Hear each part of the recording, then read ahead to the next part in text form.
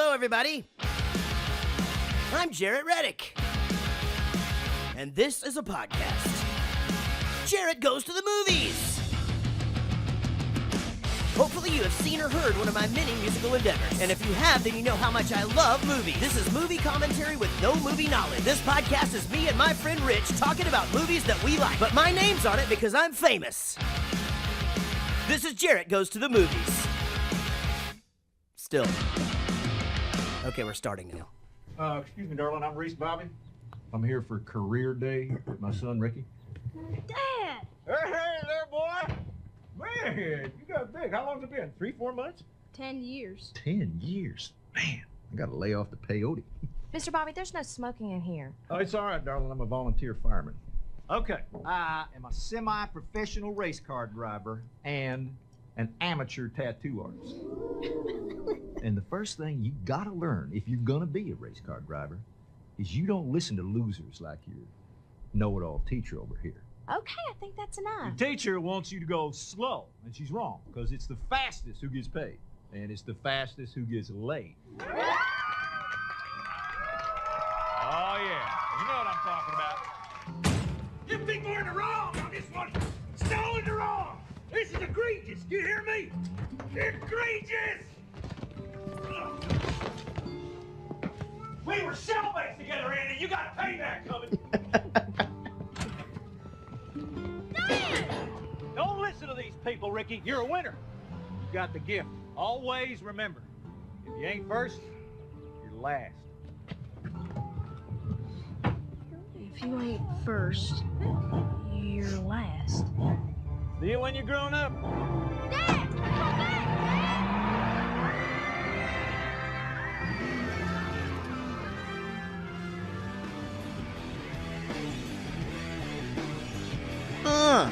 Yeah.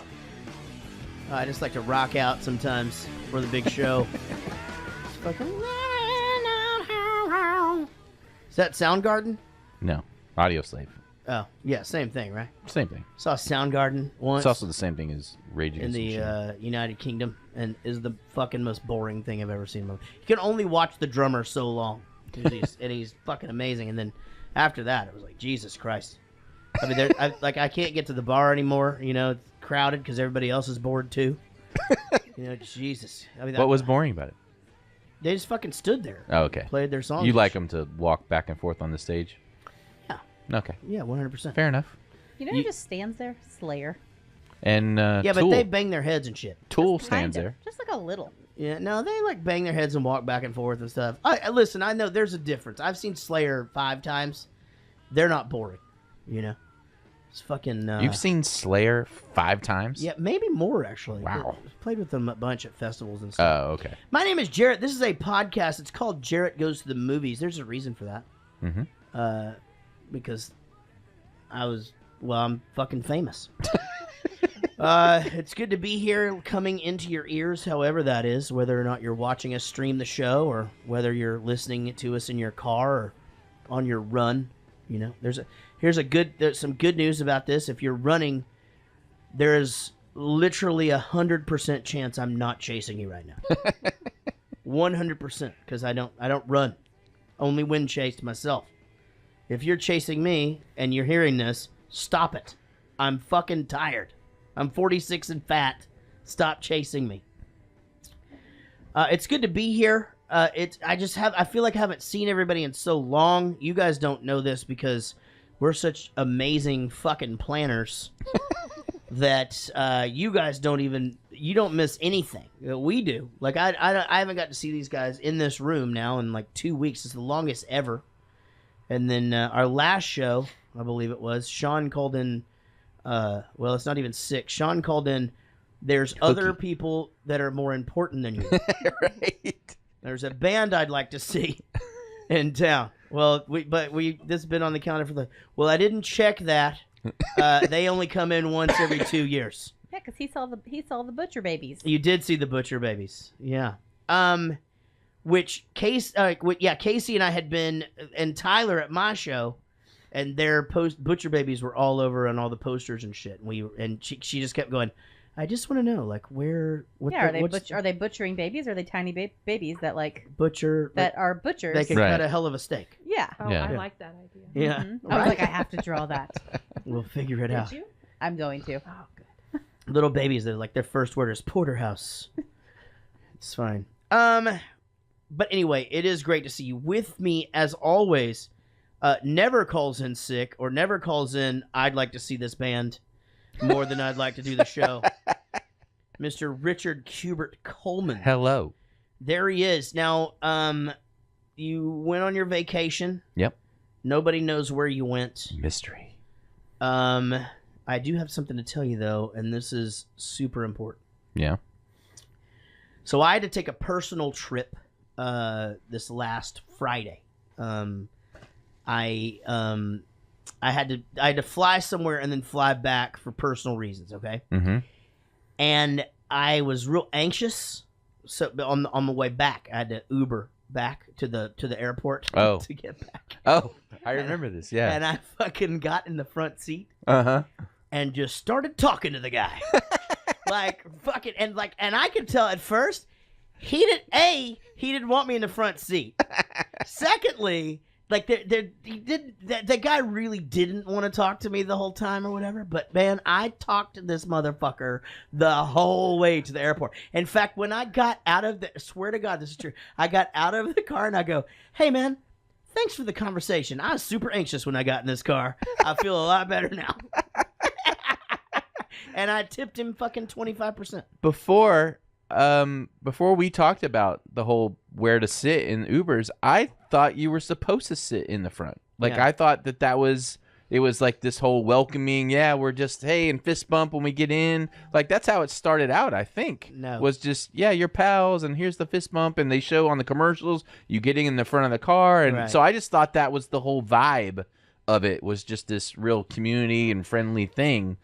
But and then I started noticing after we talked that yeah, a lot of people have stuff in the front seat or Exactly. it's leaned up forward a little bit. Right, that's exactly it. They move it all the way forward, Yeah. so you got the leg room. They put some shit in the front seat, and then when you start to get up there, they make it like it's a big deal. Yeah, Like and they've they're like, gotta oh, I move the shit. guess I have Oh, let to. me They move totally this. did that, Yeah. and I do it every time. I go for the front, I open the front, and then I go, oh, okay. Yeah. Like I do it every time just Yeah. to be a dick. Right. It's interesting because, like, as a girl, like, whenever Uber came out, it wasn't like, what a welcoming front. It's like, okay, I'm going to sit as far away from this motherfucker as possible. I want to get home. I don't want to die, but I did bring a knife. But you said that you got into an Uber and didn't talk. When I flew back and got to Dallas, Right. I called for a Lyft, which Uber, same thing. Right. And so this lady, I could see her on the thing. She was there, and then she stopped, and I could see her on the map on the app. It was down just a little bit from me, and she's just sitting there. And I'm like, God, you can see my dot on the thing. Yeah. You know you need to pull up, and she Right. just didn't pull up, and I'm like, fuck, because I wasn't gonna walk all the way backwards. Right. And then so I called her, and I said, hey, I'm right here. You want to just pull up a little bit? And she goes, are you upstairs or downstairs? I look up. There's nothing above me, so I assume I'm upstairs. Right. But in Terminal D of Oh, DFW, right. there's this weird Yeah. where it doesn't really go over each other. That's correct. Yeah, so I didn't notice that was the upstairs. So she was upstairs, and she's like, are you downstairs? And I'm like, no, I'm upstairs. She was like, I'm upstairs. It was this whole fucking She's not Keystone supposed to, Cops She's thing. not supposed to pick up upstairs anyway. Right, I was where the pickups were. Yeah, exactly. Yeah. And well, she said she was there first, but she wasn't there first. I would have seen her fucking car. I was No. looking for a goddamn car. She was That's not that a pain hard. in the ass. She was an old lady with no teeth, and she just was like, like she talked like that. Arrivals at Terminal D. I are got in the not back. rocket science. I put my headphones in and did not want to talk to this lady. She Right. would not shut up. Well, And I'm just like, how'd it feel? You were on Yeah, your it was phone the whole time? terrible. You Yes, didn't I like just it? got on my phone and just stuck it in you front of didn't my like face. it. You'd rather have hated talked to it. somebody. I would have rather have talked to someone that was not annoying as shit. Right, but they would have been I like, still tipped her 15%. but they'd have been like, where are you coming from? You had to talk about your fucking trip and shit. I hate it. Yeah. I don't want any part of that. Well, apparently you do. No, that was a fluke, and it's never going to happen again. My lovely wife, Casey, is here. Hello. Hi, baby. I'm here. And it's, that's the best part about traveling with Casey is that I don't have to talk to the Uber drivers because she will. I mean, She'll talk to anybody. or just call Yeah, me. I'll get that's in there true. with you. I was telling somebody this the other day. It's like I'm the worst person to travel with, like, especially to fly with, because I'm asleep. I listen. I've been on airplanes so much over the course of the last 20 years that I can be asleep before the airplane leaves the gate. And Casey is like wants to talk, and she's nervous, and then it's just like, just Not tapping her on anymore. the shoulder. You're doing a lot better. I don't talk to people anymore on airplanes. Do you not? I like to medicate and drink and sleep. See, you're welcome. Yeah. As I've gotten older, the plane anxiety's gotten worse. Right. And I kind of don't want anybody to talk to me. I on paid the for planes. $10 to get an aisle seat. Like I specifically went on the site. Yeah. I paid $10 extra to get an aisle seat. What airline? I can't say. Okay. And then when I got on there, I looked at my ticket and it was in the middle. Right. I was so pissed What off. they do is they switch the plane a lot on those international flights. Like you literally have to and what they do is even if you've upgraded to, like, let's say you were doing that. Okay, so if it's a 353 or it could be a 333 or whatever, right? So they will sort of it was a put you- 343. Okay, so that doesn't wait. What is a 3/4? Oh no, because you're in the first section after first class. I was in right? World Traveler. It's or whatever. because the plane is sort of like going at an angle there or whatever. Yeah, but like probably. once you get by the wings, it's Right, 3-5. yeah. They add another seat Yeah. because they can. That's why if you're a fat guy, you try to get in that middle section or whatever. You get a little bit more fucking fat roll. Yeah, so they switched it on me after I had paid Yeah. for an aisle seat, Yeah. which pissed me And off. where did you end And up? so I went up to the guy and I'm But like, you "Look, I weren't on paid." an aisle. No, I was in the middle. That's bullshit. The middle. Yeah. Yeah, so I went to the guy and look, I paid for an aisle seat. He was like, "Oh, the plane's not even full. We'll have plenty. Yeah, so lay don't down." worry about it." So it turns out that the aisle I was on, there was only 2 people. So That's I just moved over one, and I had 2 empty seats on both sides. It was Yeah. glorious. Yeah, that's why they do sort of know what they're doing. But it was an old ass plane, no Wi-Fi. okay. A very long flight, no Wi-Fi. The screens were this big. Did you at least get to select different shows and movies, or did you get there? Yes, but they were just super tiny, and then the screen was not like clear at all. It was very Right. fuzzy screen. Interesting. It was terrible. Yeah, But luckily, the comfort level was great. Yeah. I actually slept most of the way. that's good. Yeah. Wine was free, or you didn't do that? No, you told me. Wait, hold on. Let me remember. Hold on. Yep. Go You ahead. told me that you weren't gonna drink a bunch of beers and then have 2 wines after your dinner and pass out, like I've instructed you to do many times. Yeah, which I tried to do, and it was the worst sensation I've ever felt. So ever. what did you do this time? This time, I went in sober, had a beer, Yeah. and stayed up the entire way there. And then the second time, I went in sober, had a beer, and slept almost the entire way, which was the same thing that happened before, except the first when I went with you guys. Right. I flew and I felt horrible because I was hungover as shit Right. for how Yeah, long? How that's long? part of Long? it. Yeah. Hey, but here's the problem: if you sleep the whole way back, Mm-hmm. then you're all fucked up because then you're home. Yeah. No, I It's gonna be like 3:00 in the afternoon. I actually was. You're not tired. I actually was fine. Yeah. Yeah, Well, I think his on the way back theory is wrong. I think his on the way I there. stay up on the way back, I don't. but I think we're equally as tired. Yeah. you're probably right. But hey, well, Only welcome I'm back. a little hungover. Welcome back. I'm glad you had a good trip. Yeah. It was Um, great. Had a good Our time. newest reoccurring cast member, who I have not nicknamed yet, we're just going to refer to her as Amy. Ooh, Simple. I like that. Yeah, we're just Amy for now. Amy for now. Yeah, because I don't know, like it's hard to nickname you because we're like, Well, first of all, it's too easy. well, we're Don't call her too easy, Amy. well, we're well. Actually, there was a girl. This is what I was going to tell you earlier. There was a girl. We had a girl named Amy in high school that had a nickname, and I was like, what was her nickname? Maybe I could use that or whatever. And I remember her name was actually Amy LeMay, and we called her Amy Lamey. And I'm like, I can't really call Amy Lamey. Like we're like our families are friends and shit. Right. We hang out a Doesn't lot. work. Yeah, we hang out Yeah. Don't be a a lot. bully. You know Yeah. what? Amy Lamey. I said, don't be a bully. Right. But anyway, Amy, welcome. Thank you. Your second appearance on the show, and we're super happy you're here. Thanks for You're having me back. welcome anytime. And we spent the weekend together. We had a Yes. We had a barn burner of a fucking Cinco But de like a Mayo. whole day. A whole day. Like you hosted brunch. Weird. And then like no, so you hosted brunch. It was weird. Then we It got Yeti weird. then we Yeti mimosa'd to baseball. Yeah, our kids' baseball game. Yeah. And then we got back, went to another neighbor's house and hit the pool. And then the next thing you know, it's like, Jesus Christ, we fucking got here at 10 a.m. It's 10:30 at night. 12 And, hours. We had not stopped. Yeah, but it was a blast. And now we got to do it again. I mean, honestly, We got some funny like stuff in the mail, and Yeah. Jared was like, "What the fuck is this?" I'm like, "You don't remember we ordered that Yeah. because of the thing?" And remember, This and is he your just like, bit. he just goes, "You want to go ahead and remind me?" but I did have like one of the best weekends I've had, and I deserved it. I had a big week of a bunch of personal shit that went on. Everybody's fine. I'm not asking for any of that shit, but it was a week filled with taking care of a bunch of shit that I'm not really used to and that kind of thing. And we just had the best fucking weekend. I mean, just an awesome weekend. So, and then we're gonna do it all again coming up, I guess, because we're doing Mother's Day with the same Oh, group. it's gonna happen again. That's We're right. just going straight to the pool this time. Yeah, we're not gonna hop, skip, and jump around No, anymore. there's no baseball That on was too Sunday. much. It was too much. Yeah, there were people there that I didn't know were gonna be there. I know. We had yeah. It really was like one of those. There was a dude, one of the neighbors, and I'm not going to mention who it is. This guy fucking showed up 3 separate times. Like he went to brunch, he got drunk, right? We're start to go to the baseball game. Motherfucker tries to ride off on his son's bike and wrecks his bike, fucks up his knee.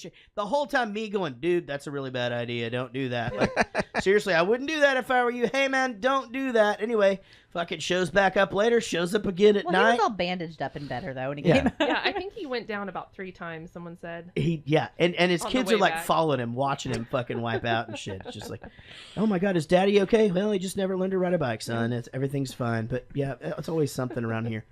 Sean 316, welcome back. We missed you the other day when you were at the big rock show. Who did you go see? Butcher Babies. Butcher Babies but another band that I know.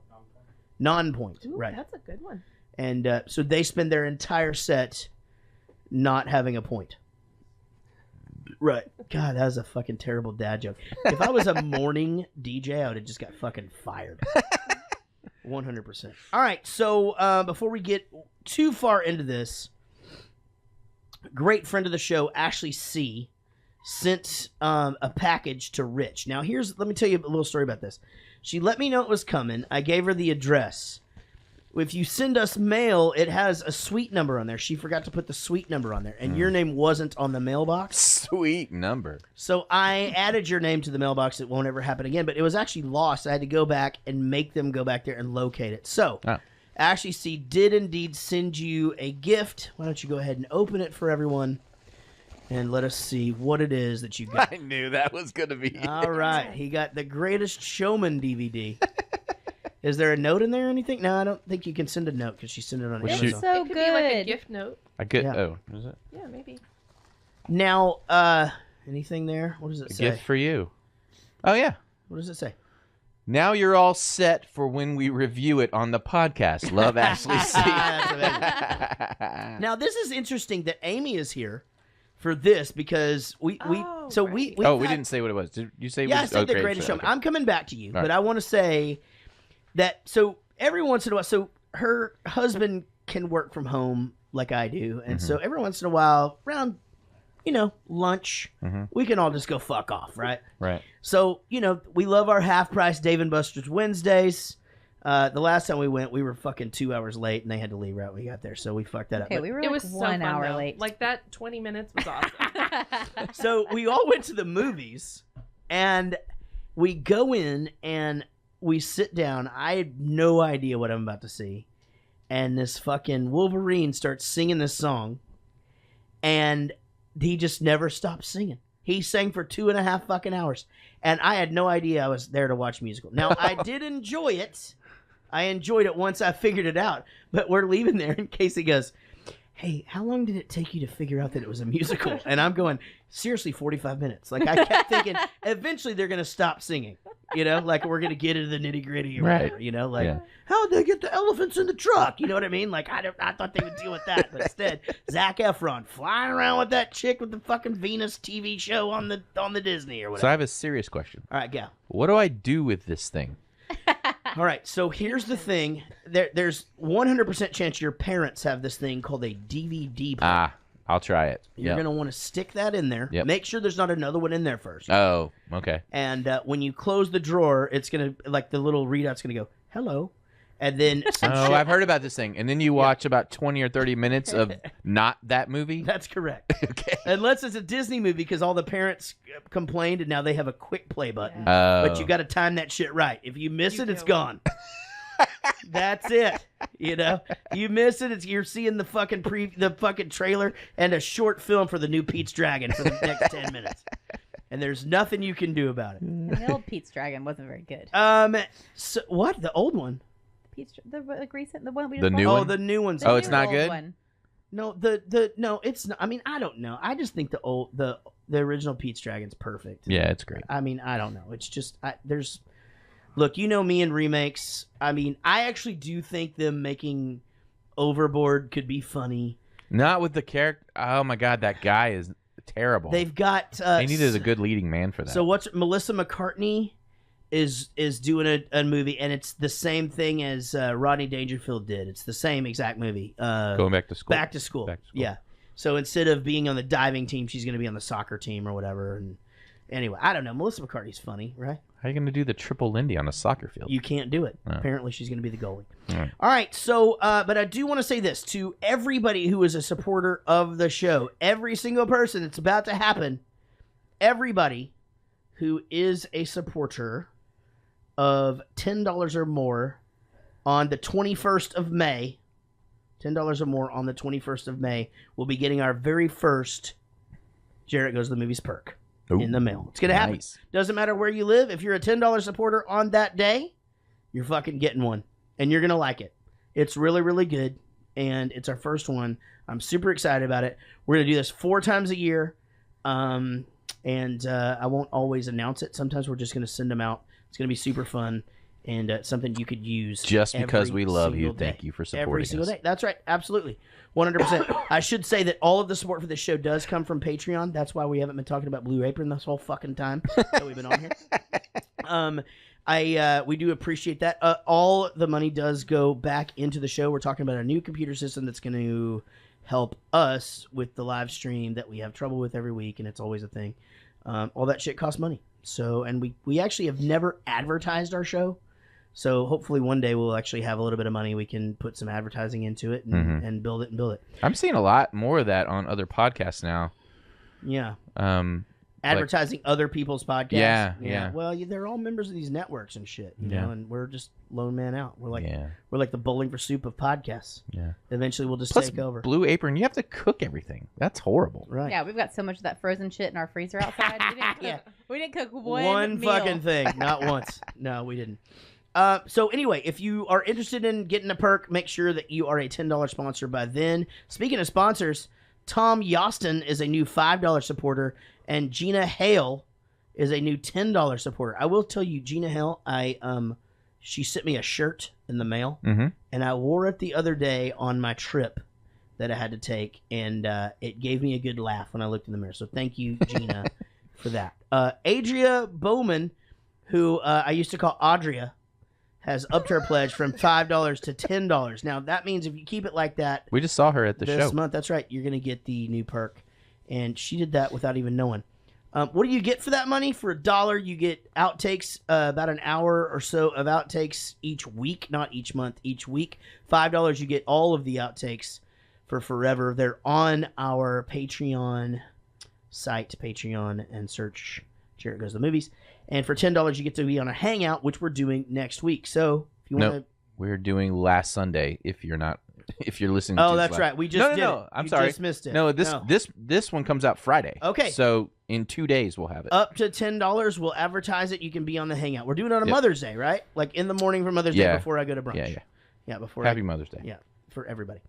All right, our executive producers do include Ashley C., David Murray, who has not quit the show, Wendy Croft, Sheila Ray Wonder, David Dooley, Rodon James, who was on the show, I believe, last week or the week before, Tim Toole, Matt Cardosi, who you'll hear from later on in the program, Nigel Watson, Big Chris Whitehead, Lucy Murray, Diane Small, Wayne Bullard, who's looking for a job, by the way, Daniel Cotton, Jared Spear, who's his new pastime, slapping a bass. He likes to slap at a bass. Lisa Wenzel, Shawnee Griffiths, Greg Pascal, Mark Ryan, Tyler McCullough, John Gickler, Swee Hurst.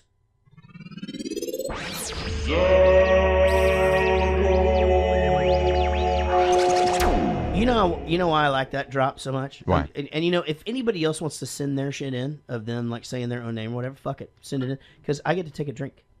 You know, that motherfucker. I knew there was something. I get down a half beer. Hold on, let me see how much I get down. Hold on, wait, fucking watch this shit.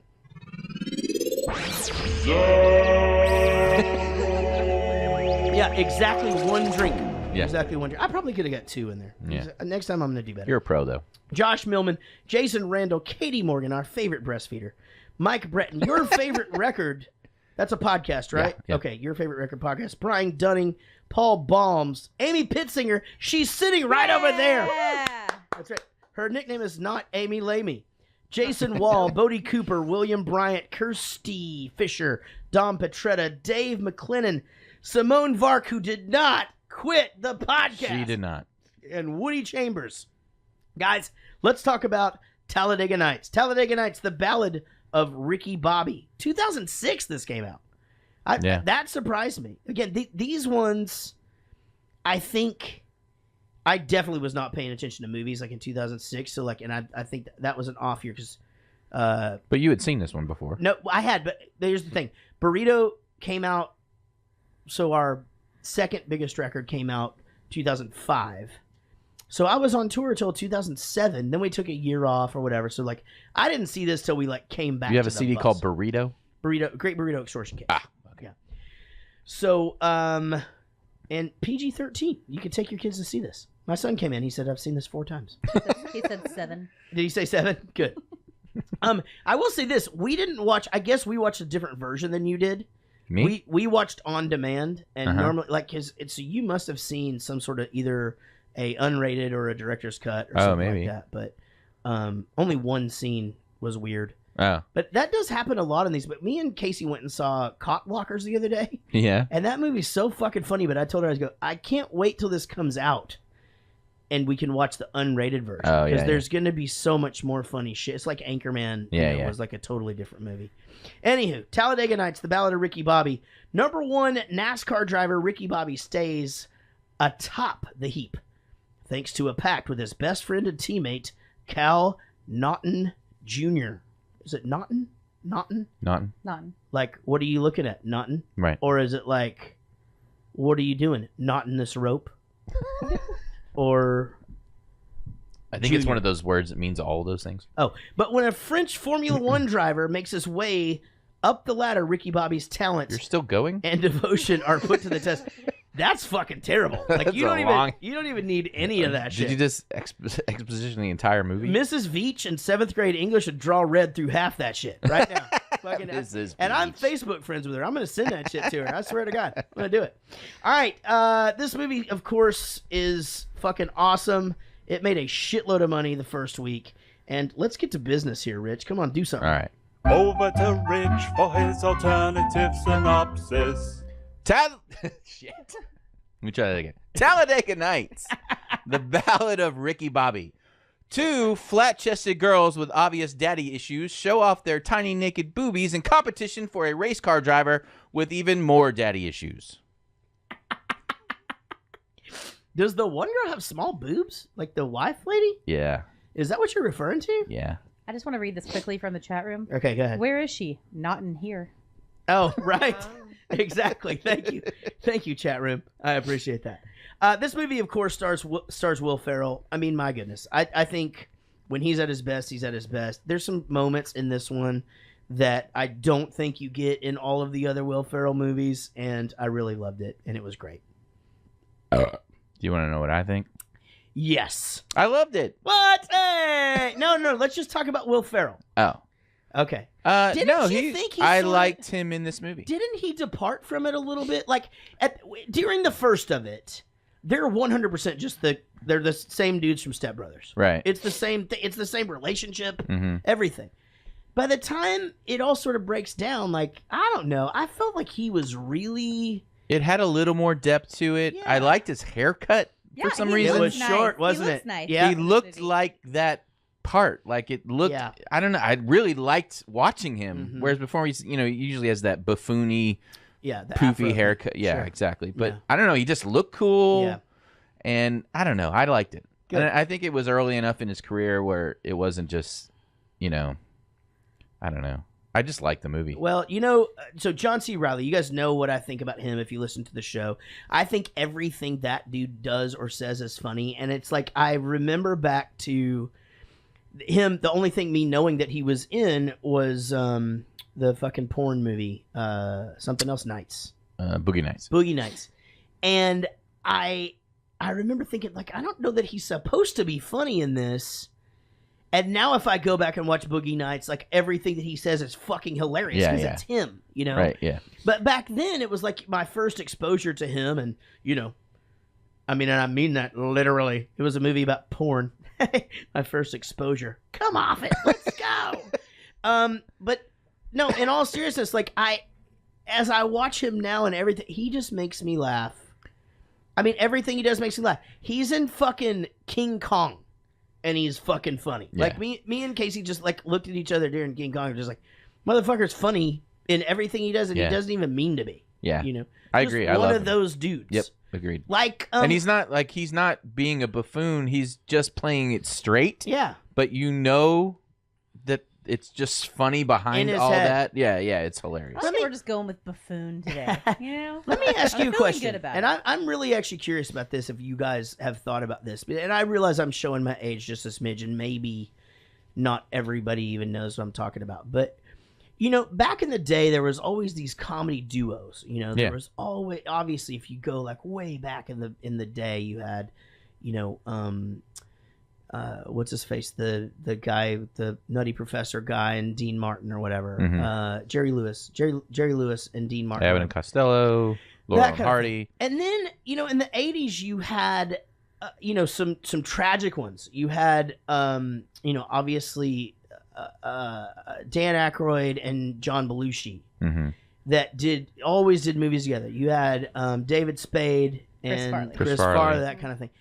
To me, I feel like Will Ferrell and John C. Reilly should just be that. Like, I feel like Yeah. they should just pitch all their movies together. Let's just go do all of our movies together. We're both How many hilarious. have they only done 2 together? It's just 2. Okay, it's- those 2 are the best Will Ferrell They're the best movies. Will Ferrell movies. Yeah, I like, agree. well, I don't know about that. I mean, you can't fuck with Anchorman in my opinion, but Is he not? Yeah, he's not in that. he's one. not. But He seems like he should be. you're right. It seems like I feel like should. he was there and we don't know. I know, right? It It's because seems. it's that other guy. The Chip Moody or Oh, no, the one not. that we were just Oh, Champ Kind. Champ yes, Kind, yeah. yeah, it's him. Yeah, he Yeah. does sort of have that same thing. That guy. Funny thing about that dude is he actually can be a serious actor, Mhm. and you'll buy it. Like Yeah. it's interesting because in most things he does play that sort of silly role. Now, how about Sacha Baron Cohen? I mean, to me, the guy's a genius. He added so much to this. I think. 100%. Yeah. And the thing that I like about Sacha Baron Cohen is you see Sacha Baron Cohen and you don't even realize who it is. Casey even said, she goes, "Who is that?" No, I was talking about something else. Remember? Oh, and I missed the question. No, before I Oh. knew who he was, I didn't know he was all these different characters. Were like, you like I just thought they were completely different people, and until Oh, so Ali later G on, and I was Borat. like, oh, that's that guy, and that guy. Yeah. Holy It's shit! pretty crazy. Yeah, it is. And he's married to the girl of your dreams. Hmm. He Top 5. Are they still married? I think so. Yeah. Okay. I think we've Good. researched that before. What's her name? Isla Fisher. That's right. Yeah. Or wait, did they? Hey, you know what? split up? And Olive Fisher too. Chat room, check to see if they split up, because maybe I thought we. I don't know why. but Nope, I they're thought- still married Okay, good. since 2010. Oh, Yeah. Good for them. Good, yeah. Yeah, good. I for mean, them. it's not gonna last, but good for them for No. now. The fucking 100% the glue of this movie, no question, and it to me it's starting to pop up in so many other movies that he's in. Molly Shannon. No, Gary Cole. Gary Cole plays Reese Bobby, plays the dad. Oh, That motherfucker started He's out good. as Peter, as the Brady dad in the Brady Bunch movies, and Holy has shit. has gone on to be like this guy. He's in that movie Cock Office- Blockers that we were talking. he's in about. Office Space. Office Space. He's Oh, fucking he's the so TP good in reports Office guy. Yeah, Right, TP. I mean, TPS reports. TP. I mean, this dude is just 100% pure amazing in everything. He was that in a show that probably no one watched but me. It was called American Gothic or something like that. No. Was this real? It was almost like no wait. What's that show that's weird? Has a different season? Is that? American Horror Story? Yeah, it was almost that kind of vibe. I think it was called American Gothic. But he was in that. That was the first time I had ever seen him. Well, that dude to me, again, I think about it all the time. Like, he just pops up in these movies, and every time he does, it's something that you're just like, holy shit, nobody else could have played that. He's so skinny in this movie. He's skinny in all of them. He shows his TT in Cock Blockers. Oh, does he? Yeah. He almost showed his TT when they're forcing him out that He door. really does, right? Like, was I like, know. Oh my God. Yeah, exactly. Well, you can tell there's some stuff going on and why he doesn't mind showing it in Cock Blockers. He's Because fine. he really is. Like, Putting it out it there. looked like a fucking baby arm just like swinging down there, man. He's got to be a shower, not a grower. Yeah. But and then another famous girl is in that same scene in Cock Blockers, and it shows her boobies too. Oh, the wife from is it Hot Shots, the soccer Will Ferrell movie? No. What's the one with Marky Mark and their cops? Good Oh. guys. Good guys. You know the girl who So plays his good. wife in that? Yes. She- Eva Mendes. That's her. Yeah. She shows her boobies in Oh, I don't think Cock I like her Are you sure boobies. it's Eva Mendes? I'm gonna have to tell Derek. Is it not about her? I don't think like it might Eva. be Gina Gerson. It's her. Gina It's Gerson. that I don't girl. know. That's who it is. With her the boobies. she has the Joker mouth. I don't know. She has like Oh a yeah, she curly- does have yeah. like a kind of Yeah. a big. Ah, you do know. Yeah. All right. So Michael Clark Duncan, who I didn't realize was in The Green Mile. I didn't realize Yeah. that was the same guy. Man, he's great in this. He's like, Do you really? I thought he was a terrible actor, except for the "Don't put this on me," Ricky Bobby oh, thing. I didn't think that he was terrible at all in this. I actually thought that. Don't you put that evil on me. Yeah. Yeah. I actually thought that like all of the scenes where he's coaching people, you have to understand too, like. Do I? Well, in my opinion, it's a bunch of improv actors or whatever, and he's supposed to be delivering these lines, and this guy's not like an improv guy, but I thought he held his own pretty well. Plus, he died, and that's sad. Yeah, he's dead. he did die. He did. Yeah, he did. Leslie Bibb plays. Okay, so you said, I just don't know that she's that flat chested. She's wearing a push-up bra, I think. Which there's nothing wrong with that.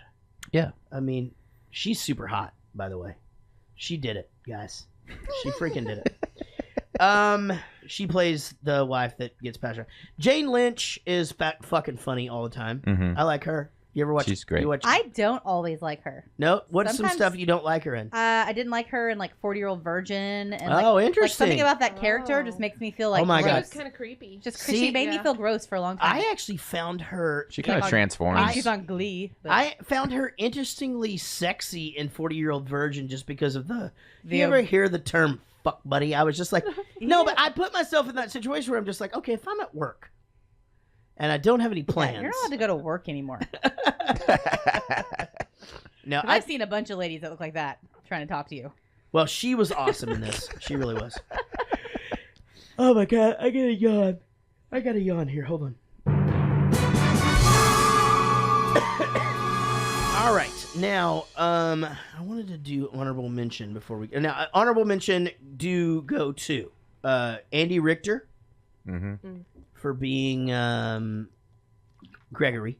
Okay. Molly Shannon for stealing every scene she was Holy in. shit. She was Okay. one of my favorites. 100%. Greg Garman, who I actually thought played a great villain. I wonder if Will would think Molly Shannon is sexy in this show too, in this movie. Does too. he think she's sexy? I don't know. I don't Remember know in that I Serendipity, don't. he thought Oh so. yeah, that's right. Jack McBriar, that's one of those dudes. Like, when the fuck does that guy say I love anything that's him. not funny? From Everything 30 is- Rock. Glenn. Oh yeah. What is everything that He dude- plays the same character, but Yeah, but yes, that's kind it's of awesome. like Yeah, he's a Smurf. That's He's a his Smurf thing. voice, and it's the best. 100%. Let's talk about Amy. but he's Adams. always this goody two shoes Christian Yeah. in everything. Also, so it's just his That's character. what he does. Yeah. Wasn't he on? Oh yeah, you just said that 30 Rock, yeah. and then he was on. He was in Walk Hard. Yeah. So ready to talk about Amy Adams? Yeah. Oh wait, no. Ugh. You hate her. No, I'm gonna do her later. You wish. I guarantee you won't. I promise you won't. We'll talk about it. All later. right, let's dive into Talladega Nights, guys. So what do you think, Mr. Denton? He sure can't drive. He's got guts. Dan Racing needs a racer like him. Come on, Daddy, just a stupid cowboy. Look how bad he is in that interview. Junior, driving has got nothing to do with interviews. I just wish the hell you had a little more stupid cowboy in you. I felt like I was on a spaceship. And, I'm not sure what to do with my hands. Be good just to hold him down by your Okay. side. Yeah, great. Well, we were real happy with what was going on. And, at the end of the day, you gotta be happy. What'd you say his name was again? His name is Ricky. Ricky Bobby. Ricky Bobby, he's got 2 first names. Whatever the hell his name is, let's get him over here. Everything ended up fine. Yeah, okay, everything was fine. Thanks. Great job, Ricky. Good job in the car. Ricky Bobby, a force to be reckoned with possibly in the near future. Ricky. When dudes can do physical comedy like that too, like it just, and Sacha Baron Cohen obviously is freaking master at that. But just the whole hands thing. And I have the same problem though. I don't know what to do with my hands. When I at my wedding, yeah, you Taking can pictures. right. Oh, Oh, you sorry. didn't know what to do with your Which hands? one? Well, that explains a lot. the second one we were Yeah. taking pictures, and she kept telling me I had J.C. Penney hands because I would put my hands in like these weird, awkward, because I didn't really know where to put my hands. Yeah. I even when she pointed it out to me, it actually made it worse. And I'm like, I don't know where to put. Then you get like the blade fingers. Yeah, and I'm like Like a literally like Ken doll? this. Like I'm Yeah. just holding it like this at an angle. It's I didn't even it, think about this. Fucked but, me up. So I was gonna come at this from like the stage actor kind of angle because that's very common. I mean it's one of those things where you just don't know what to do with your hands. And in photos now, I mean I guess I used to be that way, but obviously I have to take my picture. You figured it out. But you're a photographer, That's Amy. what I was gonna say. And Every time people are just they holding their hands up, and I probably have a picture in, I would say, 1 of 5 photo sessions with people just doing this. Holding their hands. It's so And to me, though, it never gets old. I Right. think it's hilarious. every though. time, right? Every time. Yeah, Or the or big- the blade fingers. It's Yeah. or they like try to keep them down to their sides, but like they're full of helium, so they just start to float they up to the do. sides or whatever. Like nobody knows what to do with them. You know, you kind of can't hold them. But yeah, there's like a I say I don't know what to do with my hands, even whenever it like has nothing to do with my hands. Like I just think this is the funniest thing in the whole entire world. Like this movie is gonna be a bunch of shit that I say all the time. It really, Really? fucking is. Yeah. yeah. I believe that. All right, so well, let's back up a little bit, dive into some of the stuff in the movie that we haven't talked about. Talk about the birth of Ricky Bobby. You know, they're in the car, in the race car or whatever, and he fucking she's in the back, just like in labor, and he just hits the brakes, and out comes the baby. Mhm. You know, there he comes. You know, and then of course we go to the next scene where he's a toddler, steals the car because he wants to go fast. That kid drove pretty good.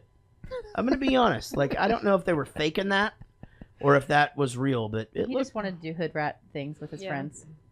yeah, it looked pretty good. And then you know the scene that we started off the thing with. I just thought the see you when you're grown up. I mean that really caught me. Like I hadn't really noticed that before. Well, what's funny is he goes, "I'm a volunteer fireman," but Yeah. then in his list of jobs, that wasn't one of them. Yeah, just oh my god, it guy's amazing. Now, so how does Ricky Bobby become a race car driver? Well, he's on the pit crew, and a guy losing the race comes out for He a has to pit pee. stop, and he's got to take a piss, and he's just like, "Dude, we're in last place anyway. I got to take." And then they just look, and they're like, "Anybody else want to maybe take over?" And they just go, "Oh, he's over there having a chicken sandwich," and they're like, "This is pretty good. You guys got to try this." But my favorite part of this whole thing, and this is where the Step Brothers thing comes in, is just like where Cal is in his window. He's like, "You're my best friend. You're my best friend. One day we were doing this." He goes, Shouldn't I be leaving? Yeah, this seems to be taking a really long time. Right now, should I go? Now, what about you're my best And then he friend? comes in third, which seems not possible. Well, he came from last. Yeah, but he was sitting there for like 20 minutes. Yeah, well, He had to get dressed. auto racing's a very different science. Oh, okay. You know. But what do you think about shake and bake? But that was genius. Yeah, it's genius. Yeah, and then they overdo it so much where you're just like, stop saying it. Exactly. Yeah, And it makes it funnier. This is the first time that it really started to get on my nerves.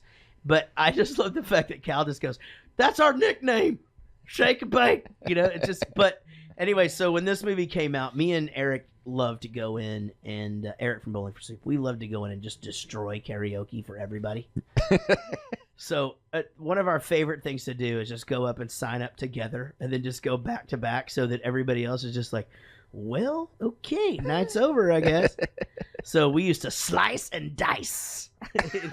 We're going to get up there and we're going to slice and then we're going to dice. What was his song that he did? He does Bobby Darin, dude. And he gets up there with like a glass and an unlit cigarette if it's in a bar and just holds it perfectly. And holy shit, dude. Like after I do some metal, he gets up there and does Mac the Knife and night's over. Party's over, said the girl. Dear Lord, baby Jesus, or as our brothers to the south call you, Jesus, we thank you so much for this bountiful harvest of Domino's, KFC, and the always delicious Taco Bell. I just want to take time to say thank you for my family, my two beautiful, beautiful, handsome, striking sons, Walker and Texas Ranger, or TR, as we call him. And of course, my red-hot smoking wife, Carly, who's a stone-cold fox, who if you were to rate her ass on 100, it would easily be a 94. Also want to thank you for my best friend and teammate, Cal Naughton Jr., who's got my back no matter what. Shake and bake. Dear tiny infant Jesus. Hey, you know, sweetie, Jesus did grow up. You don't always have to call him baby. It's a bit odd and off-putting to pray to a baby. Well, look, I like the Christmas Jesus best, and I'm saying grace. When you say grace, you can say it to grown-up Jesus or teenage Jesus or bearded Jesus or whoever you want. This is the funniest scene in the movie, but I didn't really laugh out loud. I was sort of jaw dropped and just taking in the genius of it all. Yeah, 'cause it was so elaborate and everything. But yeah, you can't not laugh at. Oh, it was so funny. Freaking Leonard Skinner concert front row hammer drunk. That's Yeah. my favorite ever. Dude, I forgot to change my shirt. But the thing that makes this funny to me is that most of it's ad-libbed. And like just the fact that this comes out of somebody's fucking head to say that shit, and in front of everybody else. And then like, because for me, I'd get the first laugh and be like, well, I'm not going to beat that. Fucking print it. I want to know who came up with the baby Jesus thing, because who even thinks like that? Like, to pray to the baby Jesus. Oh, that's pretty common. I mean, that's like there's like a Jerky Boys thing that does so he that stole or whatever. it, is No, what no, you're no. saying? I'm just saying that's No, not. it's all right. If he stole it, he stole it. It's not that far fetched. How about the man? I just picture Jesus in one of them tuxedo shirts. It's like I'm formal, but like I'm formal, but I came to party. Casey told me I should have worn my shirt like that, but I didn't. A neighbor walked by the other day that I didn't know, and I was wearing that shirt, and he said that to me, and I was like, what the fuck movie is that from? So I was glad that this one came around. So how about those boys? The sons. That little one is the funniest little fucker ever. I mean, and I'm sure he was coached on his lines constantly, but goddamn, everything that kid said was... I love the accent on the older one, though. Yeah. Oh, yeah. Dad, it reminded me of Six Pack. Dad, exactly. Me too. Yeah. 100%. And probably just because it's NASCAR too, but Well, they just hold talk on. the Let's same. compare. Okay, I'll do a line from each. Okay, you ready? First, I'll go Talladega Nights. Okay. Dad, you made that Grace your bitch. All right. Now I'm gonna go Six Pack. Okay. Kick his ass, Brewster. You ain't got to take that shit from no fungus-faced toad sucker. Wow. Pretty good. I mean, exact. Oh my goodness. They're the same character. Yes. You're right. You fucking did it. You solved Six Pack. We haven't solved the movie in forever. No, we haven't. No, because you won't let us anymore. That's not true. How about the fuck when they start calling their grandpa Chip? Because Chip, I'm gonna come at you like a spider monkey. I'm all hopped up on Mountain Dew. That's something I say. Exactly. That is the most quotable thing, I think. It really is. I'm It's jacked one of up on Mountain Dew. Yeah, or I'm gonna come at I'm you gonna like come a at you spider like a monkey. spider monkey. Oh my god, it's so funny. It's like I'm only 12 years old, but I'll kick your ass, old man. So I just thought that was funny, and I just love. Did we even hear the part, or was it our version where he says like, "I'm still sitting in my dirty pee pants right now"? Because I don't think he said that in our version. He said that he peed his pants. He but said he pissed his pants, but he didn't say that he was still sitting in them. Yeah, that's like part of it. Like, Yeah, later. you're So we right. totally had a different version. I'm You're still right. sitting in my pee pants right now. Yeah, like, he didn't. But it just fucking and then the guy's just like, you guys are not raising these kids right. Well, we're raising the kids right. We're not raising a bunch of pussies. Yeah, we would have named him Dr. Quinn in medicine. That was amazing. It's so funny. I think that scene was funnier now that I have kids. And Yeah. I just imagine them sitting at a dinner table. Right, because you sit there and wonder what they're going to say anyway. Yes. And and this is a bit of a stretch, I guess, but your in-laws are there just judging everything anyway. And they've set the table with fucking KFC, Taco Bell, With Domino's China. and shit. Yeah, exactly. It's Like just their Mountain Dews and Right. champagne flute. Right, because even if you work your ass off on something, you're getting judged. Yes. And then you expect your kids to be on their best behavior, but fuck them. Spent 2 hours on this meal. Yeah, exactly. Y'all get down here. I spent 2 hours on this meal. I mean, it would have taken that long to go pick up everything. Well, no, you just send the fucking Amy Adams went and picked all this shit up and brought it probably. back to the house. That's what happened.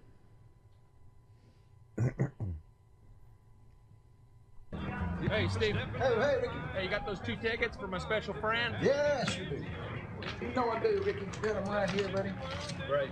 Hey, how's your mama's hip? Well, she's gonna be all right. Though. Thank you for asking. Appreciate it. Hey, good luck today, buddy. That's the saddest thing I've ever seen in my life, y'all. That boy leaves 2 tickets for his daddy at every race, and he never shows up. That's a shame. The human heart is such a mystery. Let's sell these bitches, huh? Hell yeah. Beer money, huh? Yes. Oh no, we didn't have that in there either. I didn't see And, that. and the fact that beer money is there leads me into something I actually really wanted to talk about. So Bowling for Soup did a documentary about NASCAR. Never came out. I've got it. I think I'm going to leak it at some point because it's just too good not to put out in the world. But we got there, and it was essentially, we didn't know anything about NASCAR. We had to experience NASCAR those 3 days. We got all access. We got tours of it. We met everybody. Name a racer. We fucking met them. Got to see their cars. Like, it was crazy. It was a nutty weekend. Fucking awesome. The one thing that we had following us all the time is, hey, but you guys can't have beer, or you can't say beer, or you can't, do this. And I'd be like, don't they all drive beer cars? Yeah. But it's like, well, NASCAR is more of like a family thing. I'm like, you realize everybody out there in the fucking that's camping is hammered right now, Right. And so just the fact that they got this by, like, I would think that NASCAR putting their name on this movie would have had like some sort of say in some of the shit or whatever. But like, we got shut down. It was PG-13? Constantly, we got shut down. So I found a workaround, and I went to the merch booth. We all got like a little bit of money to go and shop for merch or whatever, but we couldn't buy any of the beer stuff. Like, you couldn't buy Dale Earnhardt Jr. or whatever because it's Budweiser, right? Uh-huh. So I went to the Jack Daniels booth and I bought a cowboy hat, and I wore it the whole fucking time, and it just said Jack Daniels real little right here on the brim of my hat. And I wore it during we played live. I wore it during the show, everything. Just like, okay, I guess we can't say beer, but whiskey's fine. But true story, like anywhere it'd be like, no, you guys can't have beers on the thing. Well, literally everybody else has beer. Like, why can't we? Yeah. But were your parents super supportive in everything that you did when you were a kid? No. Yeah, mine weren't either. My parents weren't supportive in shit. Yeah, because so my dad coached my parents were supportive in the stuff that they liked, but not like what I wanted them to be. Okay, like sure. music, they I were get just that. like, Right. hey, look, I wrote this song. They're like, mm-hmm. Yeah. Yeah, I mean, they had wanted nothing to do with it. I get that. My parents wanted me to play football, so they were encouraging on that. My dad coached our soccer team, and we were amazing because of his leadership. He actually was a really good coach. Right. But Yeah, music? No. Nothing. Yeah, music. Well, my parents were good about supporting me through music, like while I was in school.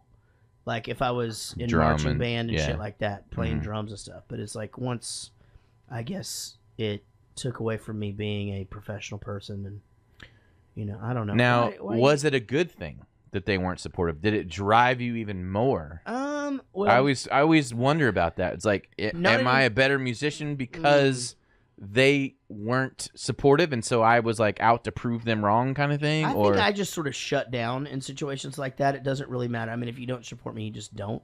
Mm-hmm. So I just sort of shut down. I close the door, and that's it. Not on yourself, but like on them. You mean on them? Yeah. But I'm like that with whatever. I mean, it's like, I mean that could be anybody. It could be like a person from the label back in the day or whatever. That's But do you see what I'm talking about, though? Yeah, I see it. Like I see you're saying like it's a driving force behind you. It could be really great if they're supportive and they help you along the way and they like help you push you in that direction. Yeah, that could be good. But I'm thinking maybe it is also good that they say no, don't do that, and then you're like, fuck you, I'm gonna go do that. I know, but some people end up as rock stars and some people end up in the fucking streets in a fucking cult called the fucking Brotherhood. Well, if they were that kind of a parent in every aspect, I could see that. But it was just that one thing. Jaret's opening a beer. And the millennials, just kidding. Lucy was what? But yeah, I mean, I don't know. I mean, I sit back and think about like how supportive my folks were and how supportive they weren't and shit all the time. And at the end of the day, it doesn't fucking matter. I mean, like, really, who gives a fuck? Yeah. I mean, it used to hurt my feelings that they didn't. I was butthurt out for years. They didn't like the fact that I was into my 30s. They didn't like the fact that I was in theater in high school. They didn't like come to my plays or anything. Right, they would come to the band performances. That doesn't make any sense. Yeah. I don't know. Fucking they weird. support you now, though.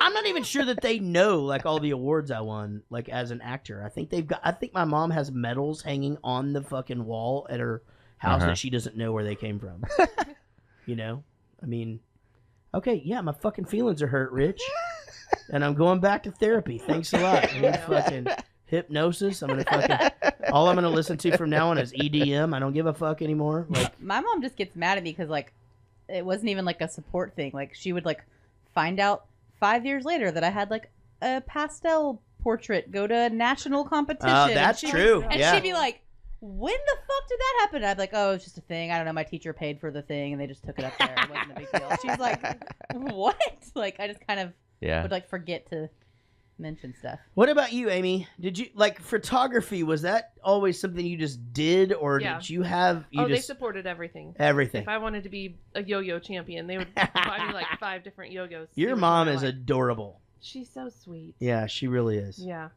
she's awesome. I love her. And your dad is like Air Force guy. Yeah, he doesn't talk much. No, but he'll just sit in the corner. Yeah, but he does. I mean, he will if you seek him out. Right. He's not going to go. He's crazy about his grandkids and shit. But they were supportive and stuff. Oh yeah.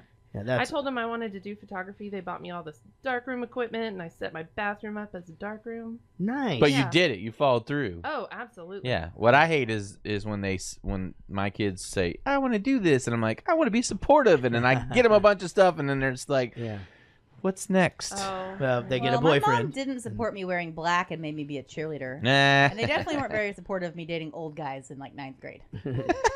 So she married one. But later they were totally take that, for it. Mom. Yeah, take that. I'm Chuck E. Cheese, bitch. My name is Jean Girard, and I am a racing car driver just like you, except I am from Formula 1. I am the greatest one in the whole world. I have been following your career with great interest, Monsieur Bubby. I can't understand a word you said the whole time. Do you eat some peanut butter or something? Yeah, you sound like a dog with peanut butter on the roof of your mouth. I think what you are hearing is my accent. I am French. You say you're French? Oui. We? No, we are not French. We're American, because you're in America, okay? Greatest country on the planet. Well, what have you given the world apart from George Bush, Cheerios, and the Fry Master? Chinese food? Chinese food. That's from China. Pizza? Italy. Chimichanga. Mexican. Challenge accepted. Yeah. Ready? I know what you're gonna say. I think. I've got a whole list: the light bulb, the zipper, the calculator, the assembly line, friggin' lasers, Wi-Fi, Right. every major tech company you could think of. Yeah. Microwave popcorn. Holy shit. All the things that land on the moon with people in them. The personal computer, GPS, chemotherapy, the cell phone, email, and the fucking internet. Okay, now do Japan. And Cindy Crawford. And Cindy Crawford. And here's the thing: I think pizza is actually an American thing. I think so too. Yeah, I think like they have something that's like that, but Yeah, They have, isn't like, the flatbread. chimichanga like Tex-Mex? 100%. Yeah. That's what I think too. But I guarantee I think that Mexican food is just tacos. That's it. An authentic Chinese food's definitely different. Well, and here's the thing about what the thing about rice real pot. Mexican food? There's no fucking cheese. You know what? No refrigeration. They don't have it. Right. Yeah. So we invented it. right. Fuck it. Like Yeah. we're from Texas. Thank we you. invented this shit. That's right. Anything you have that's delicious, we did it. We did You're it. welcome, You're welcome. bitch. Sorry, I said bitch, guys. I don't even know what I'm talking about anymore.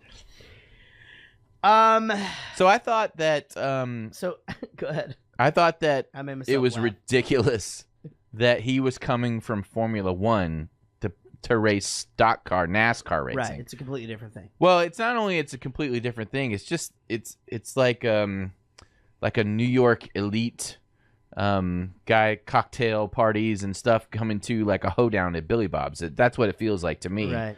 Why would someone do that? It just seems like they're lowering their class. Isn't that what happens though in your world when fucking what Mayweather fights what's his face and Oh yeah.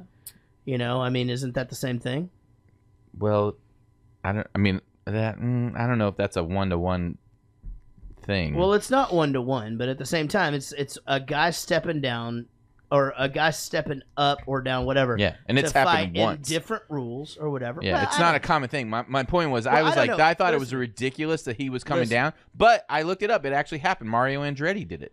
He was May- a Formula One racer, and he came to stock car I racing don't and know actually if did you really know well. This, Rich. Yeah. Michael Phelps raced a fake fucking shark. That was horrible. For Christ's I retract sake. everything. Are you fucking serious? Are you serious? Did you not see Rocky 3? I thought Fucking about that way Thunder so Lips- much. I'm not even proud of Thunder it. Lips beat the shit out of Rocky. And then we got Hulk Hogan. I retract it all. I really Thank thought you, he was buddy. going to race a shark. I know you did, baby. I watched It was so that sad. again.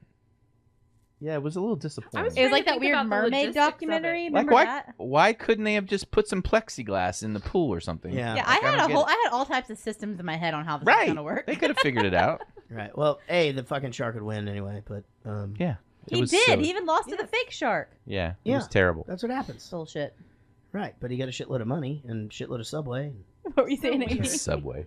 I was just trying to think of the logistics, how he would race a shark. It didn't make sense. Mm-mm. Yeah, they fucked that up. I want a do-over. So as Rematch. he's No, got because we said we were going to get the shark as high as Michael Phelps. That was like the... Oh, that's right. Left shark. How about the just Thanks, Rich.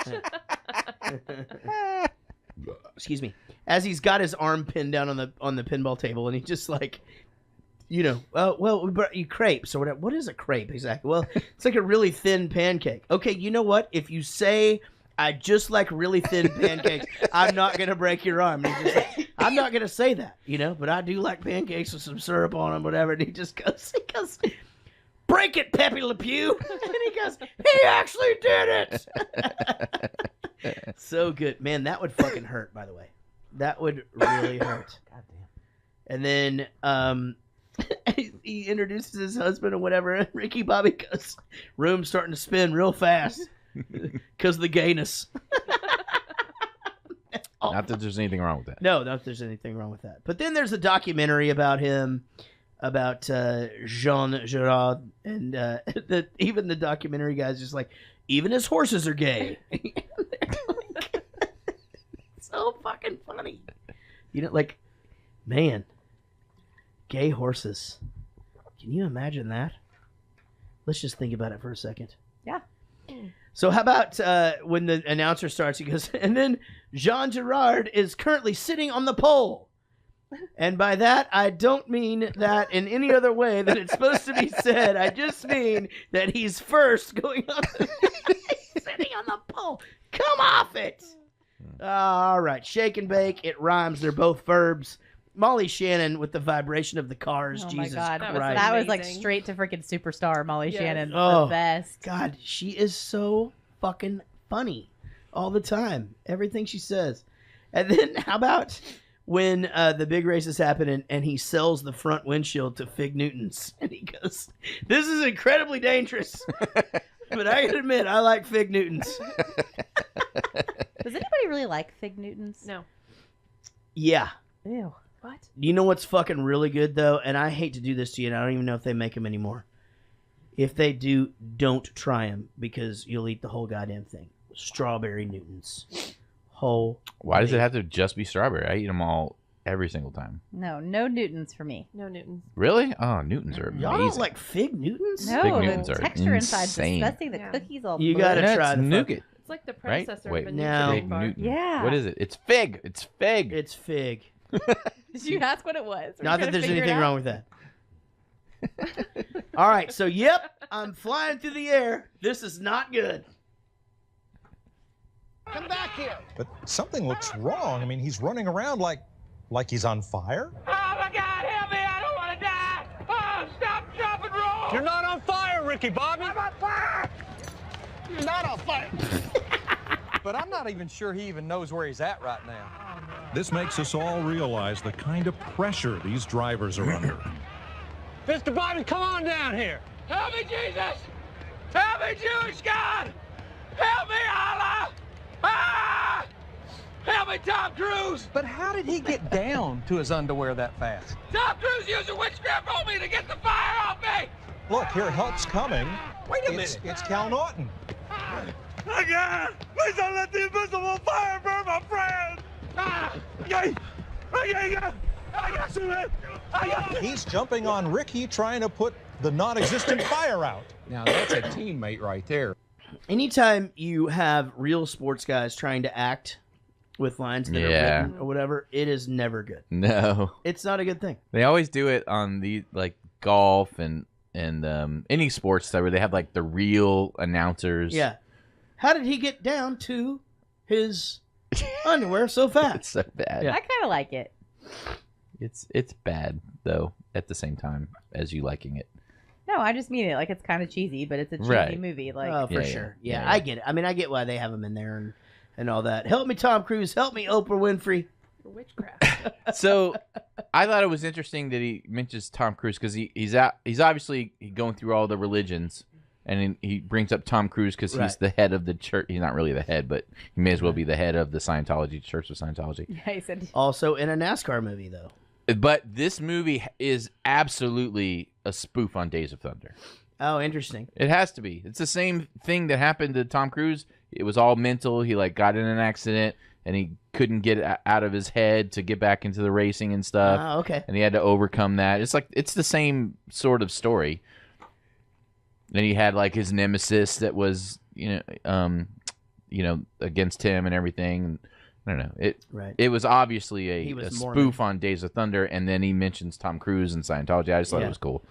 Yeah, definitely. And so where did Oprah Winfrey come in? The couch. Yeah. Oh my God, you're right. Holy shit, zinger, Rich. Oh my God. Thank you. I missed the semen in my butt. All right, so then you just flash to the hospital, and she just goes, "I want to pull the plug." And he just goes, waking up. He's like, "Yeah, He's just sleeping. Yeah, your husband isn't dying; he's taking a nap." It's just fine. And then Cal tries to suffocate him with the pillow. Yeah, and then so we missed that part. No, that was at the That's end. at the end. At the end, yeah. We like saw the that at outtakes. the end, the outtakes. Yeah. Oh, and the outtakes? Yeah, we saw Cal. It was in my version. We saw Cal come in and go, "Man, I got to tell you, I did a full spread in Playgirl magazine. Yeah. I haven't spread my butt cheeks and everything." That was the whole thing. That was all in mine. Was his name Mike Concho? Yeah, that's it. Yeah, and then Casey noticed that when he comes in to do the slingshot at the end, he goes, "Well, looky there, old my concho," or whatever. Yeah. Oh. It's fucking really cool. So, and then we see the wheelchair basketball game, and they're just like, come on, give it to us straight or whatever. Oh no, he's fine. He found that in the hall. Yeah, he found that in the hallway. It's psychosomatic. Start fire with your thoughts. Yeah, exactly. Is that what he means? Yeah. You can find thoughts. He's telling you the truth, man. It's all in your head. You sick sons of bitches. I mean, you walk in that door on your 2 legs, all fat and cocky, and looking at me in my chair, and you tell me it's all in my head? I hope that both of you have sons, handsome, beautiful, articulate sons who are talented and star athletes, and they have their legs taken away. I mean, I pray you know that pain and that hurt. Don't you put that evil on me, Ricky Bobby. Don't you put that on us. You are not paralyzed. I am so paralyzed. No. Rough on him now. No, he needs to know. Okay. He's always crying. Tough love it is. Tough love. Wake up, idiot. You want to know what I am? You want to see what my life is? Don't do it. Do you want to see what's going on here? Don't you stick that knife in your leg. Oh. Sound. The cow says, "Don't you put that knife in your leg." Oh my God, that was delivered perfectly. It's just like that scene to me is just like, you will eat that dog poop. I will not eat the dog poop. You will eat it. What's that No, from? that's from Anchorman. Oh, okay. He has like that fucking scene and everything. Then he eats the white dog shit in Step Brothers. You're right. It's all the same movie. Yeah. Have you ever accidentally stabbed yourself? Well, I shot a 16-penny nail through my thumb. Ooh. With a nail gun. Did it heal? It is now, but my tip of my thumb's still kind of numb all the time. But yeah, I shot it like right through the nail and pulled it out myself and everything. I cut the tip of my finger off with some very sharp, newly sharpened hair cutting scissors. Oh, really? Mm-hmm. Is it still off? No, actually, it kind of grew back in a weird Did way, it? but I have a scar and some Do you have nerve a damage on the fingerprint side. I just have, you can see the scar. So I was closing the bar at Bennigan's Mm-hmm. and listening to Stone Temple Pilots, and Dead and Bloated, where it's just the voice at the beginning. It's like, I am. So it does that, and then it kicks in. Dun, dun. Well, I moshed in the bar, and I slammed my hand down as hard as I could slam it down. Yikes! And it went right into a Bailey's bottle pour spout. Oh no! And I hit it. It went in my hand, and I picked up my hand, and the bottle came out of the well and was hanging on my hand for a Holy second, shit. and then fell out. I still have the hole; it's right there. But yeah, My and I God. could see the white meat. I could look in there; it was just a Gross. big, huge hole, and I could see all the white meat, and then it slowly trickled in blood. Yeah, it was. My it was pretty gross. cousin, Man. when she was in college, out in College Station, and she had come to visit, and she still blames me because I was making guacamole for us, and she was trying to learn how to pit an avocado, right? So I did it. I showed her how. I'm like, you just do this and you turn Just it, right? Slam the knife on there. Whatever, no big deal. So a month later or so, she's at home and decides she's gonna pit this avocado, and the knife slips and Yikes. goes through the avocado and through her hand. And then whenever she pulled it out, she saw the blood, passed out, hit her head. Oh no! Wakes up, calls her mom. She had to go get it was a puncture wound, but she had still to go to the hospital. Yeah. Her mom doesn't know what to do, and instead just sends out mass text messages to the family that just says Rachel stabbed at hospital. Oh no. Or Rachel, and this is including to her husband, who's Jesus. at work and has no fucking idea. So we all think she's clearly been stabbed, Right, she's home right. alone, Stab, but it was stab. just literally avocado knife through the hand, pass out, hit the floor. Hilarious. Not a lot of good details from the family. Sweet Jesus. Matt, Daniel. What's up? Oh my God. Hold on. This could be the first time this has ever happened. Guys, wait for it. Wait for Ashley to get on here and let's see if it actually. Hey, Ashley, can you hear me right now? I can hear you. Holy Can you hear fucking me? shit, guys. 3-way call. We just did a 3-way. All right. So welcome, you guys. Thanks for being here. Now, we're talking about Talladega Nights. Daniel, have you seen this movie before? Yeah, I've seen this movie a bunch of times. Of course you have. Of course you have. Now, and I'm 100% positive Ashley C has seen this before. Yeah, but not as much as you would think. I hadn't actually seen it in a long time when we watched it. All right. Now, that makes a difference. Now, what about you, Matt? Have you've seen this movie before, obviously, right?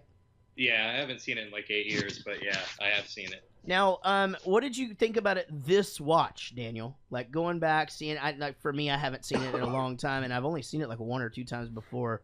How did it sit? So I had a major realization watching this one, and you have to stick with me for a minute, right? So I'm thinking Disney Pixar films, every single one of those is the same. It's the same shit, same character arc, same character development.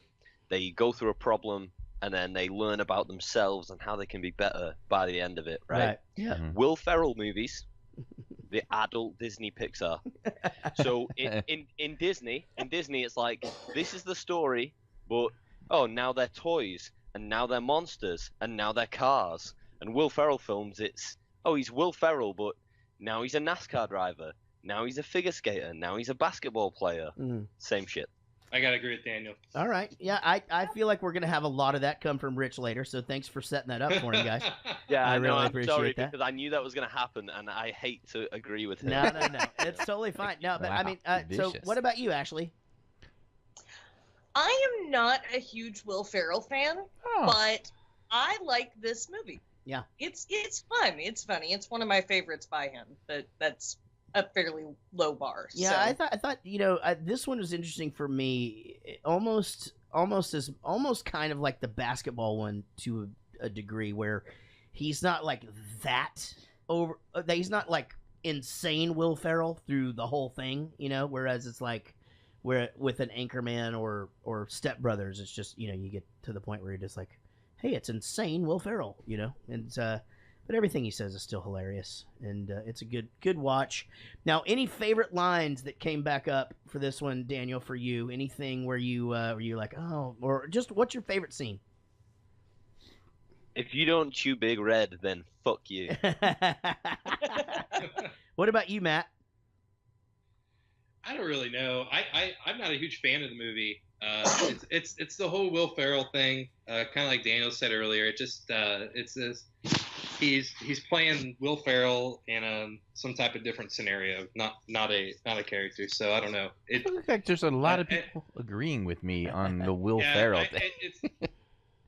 So no favorite quotes. Well, I would really have to say. Thank you guys for having the pre-show pre-mirror the entire fucking show we're about to have. Rich is about to say this for 2 hours. And then I'll try to get him off the topic just to talk about the movie some more, and he's going to keep talking about this. No, but in all seriousness, so does this... I love it, though. Is he and Jim... I don't get to do a favorite line, apparently. No. Matt just killed it. Well, there you go. I know. Well, I was going to... I skipped over him in the last one, and I'm skipping over you in this one. But I'm just skipping. I so do you're wonder... fine. I do wonder this, guys. Is he in Jim Carrey land now? Like, is it that he's just, okay, so what else you got? And we're either going to support this and he stays the course, or, is he Jack Black, Jim Carrey? Like, to where it's like, okay, you've got this character that you can do. I don't know. I've seen Will Ferrell try the serious thing before. Are we really going to buy it? Is he that great of an actor? Is he as good as Jim Carrey? When he gets like really old, maybe. Yeah, right? I mean, Tom Hanks did it. Tom Hanks did it, Will Ferrell or Jim Carrey did it. Jack Black did it. What do you guys think? I think he's got to take some time first. Yeah. I think as long as he's cranking these out like every year, it's going to be harder to make that transition. But if he stepped away for a few years, he might be able to do some serious-ish acting. It's kind of the Adam Sandler thing, too. I tell you the thing about Will Ferrell that sort of sets him apart, though, is that he goes out and does this kind of shit in real life. Like, he goes out and takes over a minor league baseball stadium and plays a character and, does this kind of method shit that the aforementioned people really didn't do. I mean, they just kind of did their thing when it was probably Jack Black probably did that, but Jack Black wasn't to the scale of Will Ferrell by the time he was able to branch off and do some other shit. You know, I mean, and again, like I said, Adam Sandler. I mean, we can't look at Happy Gilmore, Billy Madison, and Little Nicky and go, okay, well, they're pretty much the same movie. I mean, you know, because they kind of are. That's why those are my 3 favorites. I fucking love that shit. Well, regardless, I'm glad you guys are all here. Thank you for your input. I look forward to expanding on those opinions as we get into the movie here in just a few minutes. But first, you guys know what time it is. It's why we're all here. It's the part of the show that people are actually going to hear. Holy shit. Son of a bitch. This is the game called 5 Questions. It's where we ask you 6 questions, and the high score, up until just a few weeks ago when Will quit the show, was 7. The high score now, of course, is back to 6. Because I'm not allowed to give I'm not allowed to give bonus points, which we established in like the first 6 months of the show. Will came in, we got a bonus question. Right. He quit the show. There's nothing we could do now. Right. Yep. So Pitsinger's here. Hey, Sean, would you mind going and letting Amy in? Thank you, buddy. All right, guys. So we're gonna go to question number 1. Is everybody writing this evening? Everybody writing? Okay. Writing. Okay. So if everybody, yes, Matt, you I'm are. not. Matt I'll do verbal. Okay, so Matt, that does mean that you will have to go first each and every time. I learned my lesson with David Murray, who did not quit the show, but did demote himself, and Wendy Croft, who does cheat each and every time. All right, guys, question number 1 will, of course, be about the movie Talladega Nights. The movie Talladega Nights is called Talladega Nights because the last race takes place in A, Talladega, B, Dallas, Texas, or C, Homewood Suites in Garland, Texas. I'm going to go A. Or wait a minute, do I answer yet? You can answer now if you'd like, but you're right. definitely not forced to. You can. Next time, I'd like for you to wait a smidge while they write down their answers, because I really do think If he wants to yell it out while I'm writing down, I'm okay with that. I just do feel like I threw some of them off with Homewood Suites and Garland, and I want to make sure that isn't a thing. All right, so Matt is going to go with A. Let's go to Daniel Cotton next. A, Talladega. Ashley C. A, Talladega. All right, so everybody got question number 1 right. We're rolling into this thing, guys. This amazing game of 5 questions. Going into question number 2, talking about the movie Talladega Nights. In the movie Talladega Nights, this movie stars an actress that Rich Coleman is 100% going to hate on during this podcast. Name her. It does star an actress that Rich Coleman, if you're a fan of the show, he is going to hate on this actress just in the near future. Name her. I can see that Matt Cardosi right now has his game face. I can see that Daniel Cotton is trying to think of how to spell her last name. Ashley C. wrote it down right away. All right, let's go to Matt Cardosi for your answer. Do you know who Rich will hate on here in just a few minutes when we start the show? No clue. He went with no clue. I'm going to go to Ashley C. next. I put Amy Adams. She put Amy Adams. And Daniel Cotton, what did you say? I said Jane Lynch because she's the only woman I could name in this film. Ashley C., you are correct. Amy Adams. Rich hates Amy Adams almost as much as he hates Gwyneth Paltrow, and we're going to hear about that in just a little while. Stick around. I personally don't get it. I think all redheads are hot. It's a thing. All right, let's now go. And also, she looks just like the girl that you think is perfect, which is weird, too. That's a whole thing. We're going to talk about that later, aren't we? I got the Probably. Stop talking to me. This isn't the podcast look right there. Sorry, Rich. All right, question number 3. It actually see with a commanding 2-1 lead right now going into question number 3. Question number 3, during the baby Jesus dinner, name 2 fast food sources that the family was eating during that dinner. Name 2 fast food sources. There are 15. 3 or 4 that I can think of real fast, but 2 are super prominent. They did not actually discuss them all, but they did show them. I think you guys are going to do really well on this. I'm a little worried about our producer, Matt. He does not look confident. He's slumping in his chair. I don't know how he's gonna weather this. Let's go to Matt first. Matt, anything on the kind of fast food they were having at the Baby Jesus meal? I'm gonna go KFC and Bojangles. No, because that's 2 chicken places. Yeah. I'm sorry. I don't think that's possible. No, we don't do that in the South. I believe we pick a chicken place and stick with it. Okay, let me go to Daniel Cotton next. I said KFC and the always delicious Taco Bell. Okay, Ashley C. I also went with KFC and Taco Bell. I would have also accepted Domino's Pizza. Yep. But those are both correct. Matt, I'm so sorry. There was a burger joint from too. I think it's now 3-2-1, yep. And Ashley C. right now with a perfect score, and not just because you're her favorite. Right. Let's go into question number 4 now, guys. Again, about the movie Talladega Nights. On the pit crew of Ricky Bobby's car, we showed another member of the cast from the movie Anchorman. What character did that actor play in the movie Anchorman? That's right. One of the my husband is giving me the I know this, but I can't tell you because that would be cheating look right now. No, he can tell. There is a cast member from the movie Anchorman on the pit crew. What was his character's name in the movie Anchorman? That is right. I can see that Matt is thinking hard. Daniel Cotton is now kicking himself square in the uncircumcised penis right now. Just whacking that thing with the back of his, just like little glockenspiel shoe that they wear in England. Just clickety clockety clickety swam. Right there. All right. Guys, I'm going to have to get an answer. Unfortunately, Matt, I do have to go to you first. So, yeah, I don't know. Would you like to take a guess? Name another character in the movie Anchorman. See, that's the thing is I don't really know the character names. I'm lost there. God damn it. I know. I'm sorry. I've got to go to Ashley C. next. I put Ted Kaczynski because I cannot think of a freaking character name Ted at all. Kaczynski was actually the but Unabomber. I guessed because that's what I... It was the Unabomber. Daniel, did you manage to come up with it?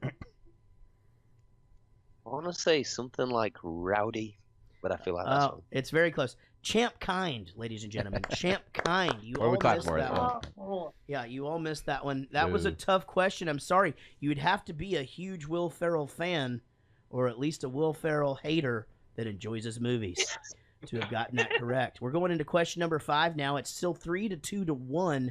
Hey, seriously, Matt, don't fret. You could still win the whole thing if Will comes back to the show. All right, here we go. Question number 5. Here we go. Ladies and gentlemen, this question will obviously be about the movie. By the way, Rich totally missed that joke that I just told. Oh. And when you listen back, Oh. that fucking joke right there was Awesome. Killer. It Can't was wait. a good one. Sean, seriously. Amy, you hear that one? It was amazing. Thank you. All right, now we go into question number 5. Here we go about the movie Talladega Nights. The movie Talladega Nights. Of course, Ricky Bobby's dad was a bit of a deadbeat. Ricky Bobby's dad put what wild animal into the car to teach his son toughness? What wild animal did he put into the car to teach his grown-ass son some toughness? Is this a trick question? It is not a trick question. Okay. I will say that it's. I'll give you a hint. It's the same color as a mastiff. When my dog saw this, she lost her That's shit. not what I'm talking about. I'm not talking about the animal. Oh, I see what you're saying. No, yeah. What are you saying? It wasn't toughness. It was. Oh, he's trying to get peace him. and calm. He's trying to get over the fear. He's Right. trying to get over the fear. Yeah, that's not He's making him toughness. tough. Yeah, Jesus Christ! You want to do this part? I'll sit over there and do what you do. I was just asking if it was a trick question. Jesus Thought you Christ! were going to go, no, it wasn't toughness. No, it was it's- peace. Okay, it's peace. Whatever. Basically, he didn't want him to be scared anymore. All right. All right. Matt Cardosi, what did he put in the car? I'm gonna go kangaroo. Kangaroo. Okay. He went with same color as a mastiff. I got to give him. I would give him some points. On that one. All right, I'm sorry. I've not seen this in so long. That man. is Oh my incorrect. God. Maybe next time when you're Tim going to told be you. on when you're going to be on the podcast, maybe watch the It's movie. a VP thing. You're our boss, for Christ's sake. Jesus, what kind of example are you setting here? All right, let's go to Ashley C. Ashley C., what was it? Cougar. All right, and we'll go to Daniel Cotton. I know there's a cougar. I put it in there. Yes. You guys are both correct. All right, so we do have a 4-3. Ashley C. with 4, Daniel Cotton with 3, and Matt Cardosi with a lonely little 1 from the layup I fucking tossed him for question number 1. All right. Now, guys, it is time for Rich's bonus question. All right. I had 2 because I thought you were going to steal my first one. Do you want me to just do both of them? As a double question? Why don't you do this? Why don't you do the first one and give... I don't care. Okay. 2 questions. It's a double question. Here we go. How much did baby Jesus weigh when he was born? And... Wait, why don't you do the second one as the bonus where Matt could win it all? Oh. Okay. Want to do that? Yeah. Okay, so the first question, bonus question, is how much did baby Jesus weigh when he was born? Yep. All right. That's such a good fucking scene. All right, Matt, I can see that you are ready to give your answer. What would you like to guess? I'm gonna go 7 pounds. Pretty 7 close. pounds. We'll go now to Daniel Cotton. 8 pounds 6 ounces. 8 pounds 6 ounces of exactly what I would have said. Yeah. Ashley C.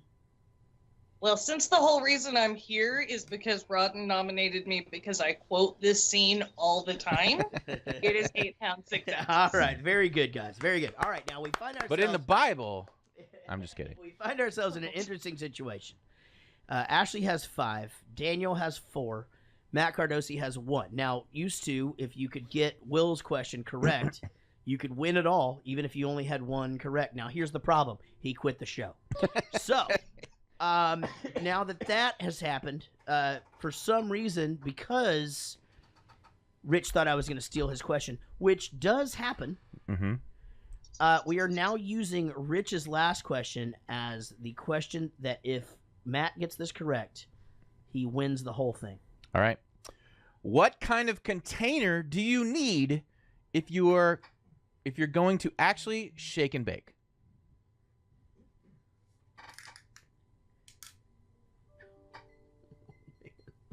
There's no way Daniel gets this right. That's the thing, because he doesn't know what the fuck that is. But it's for Matt. Correct.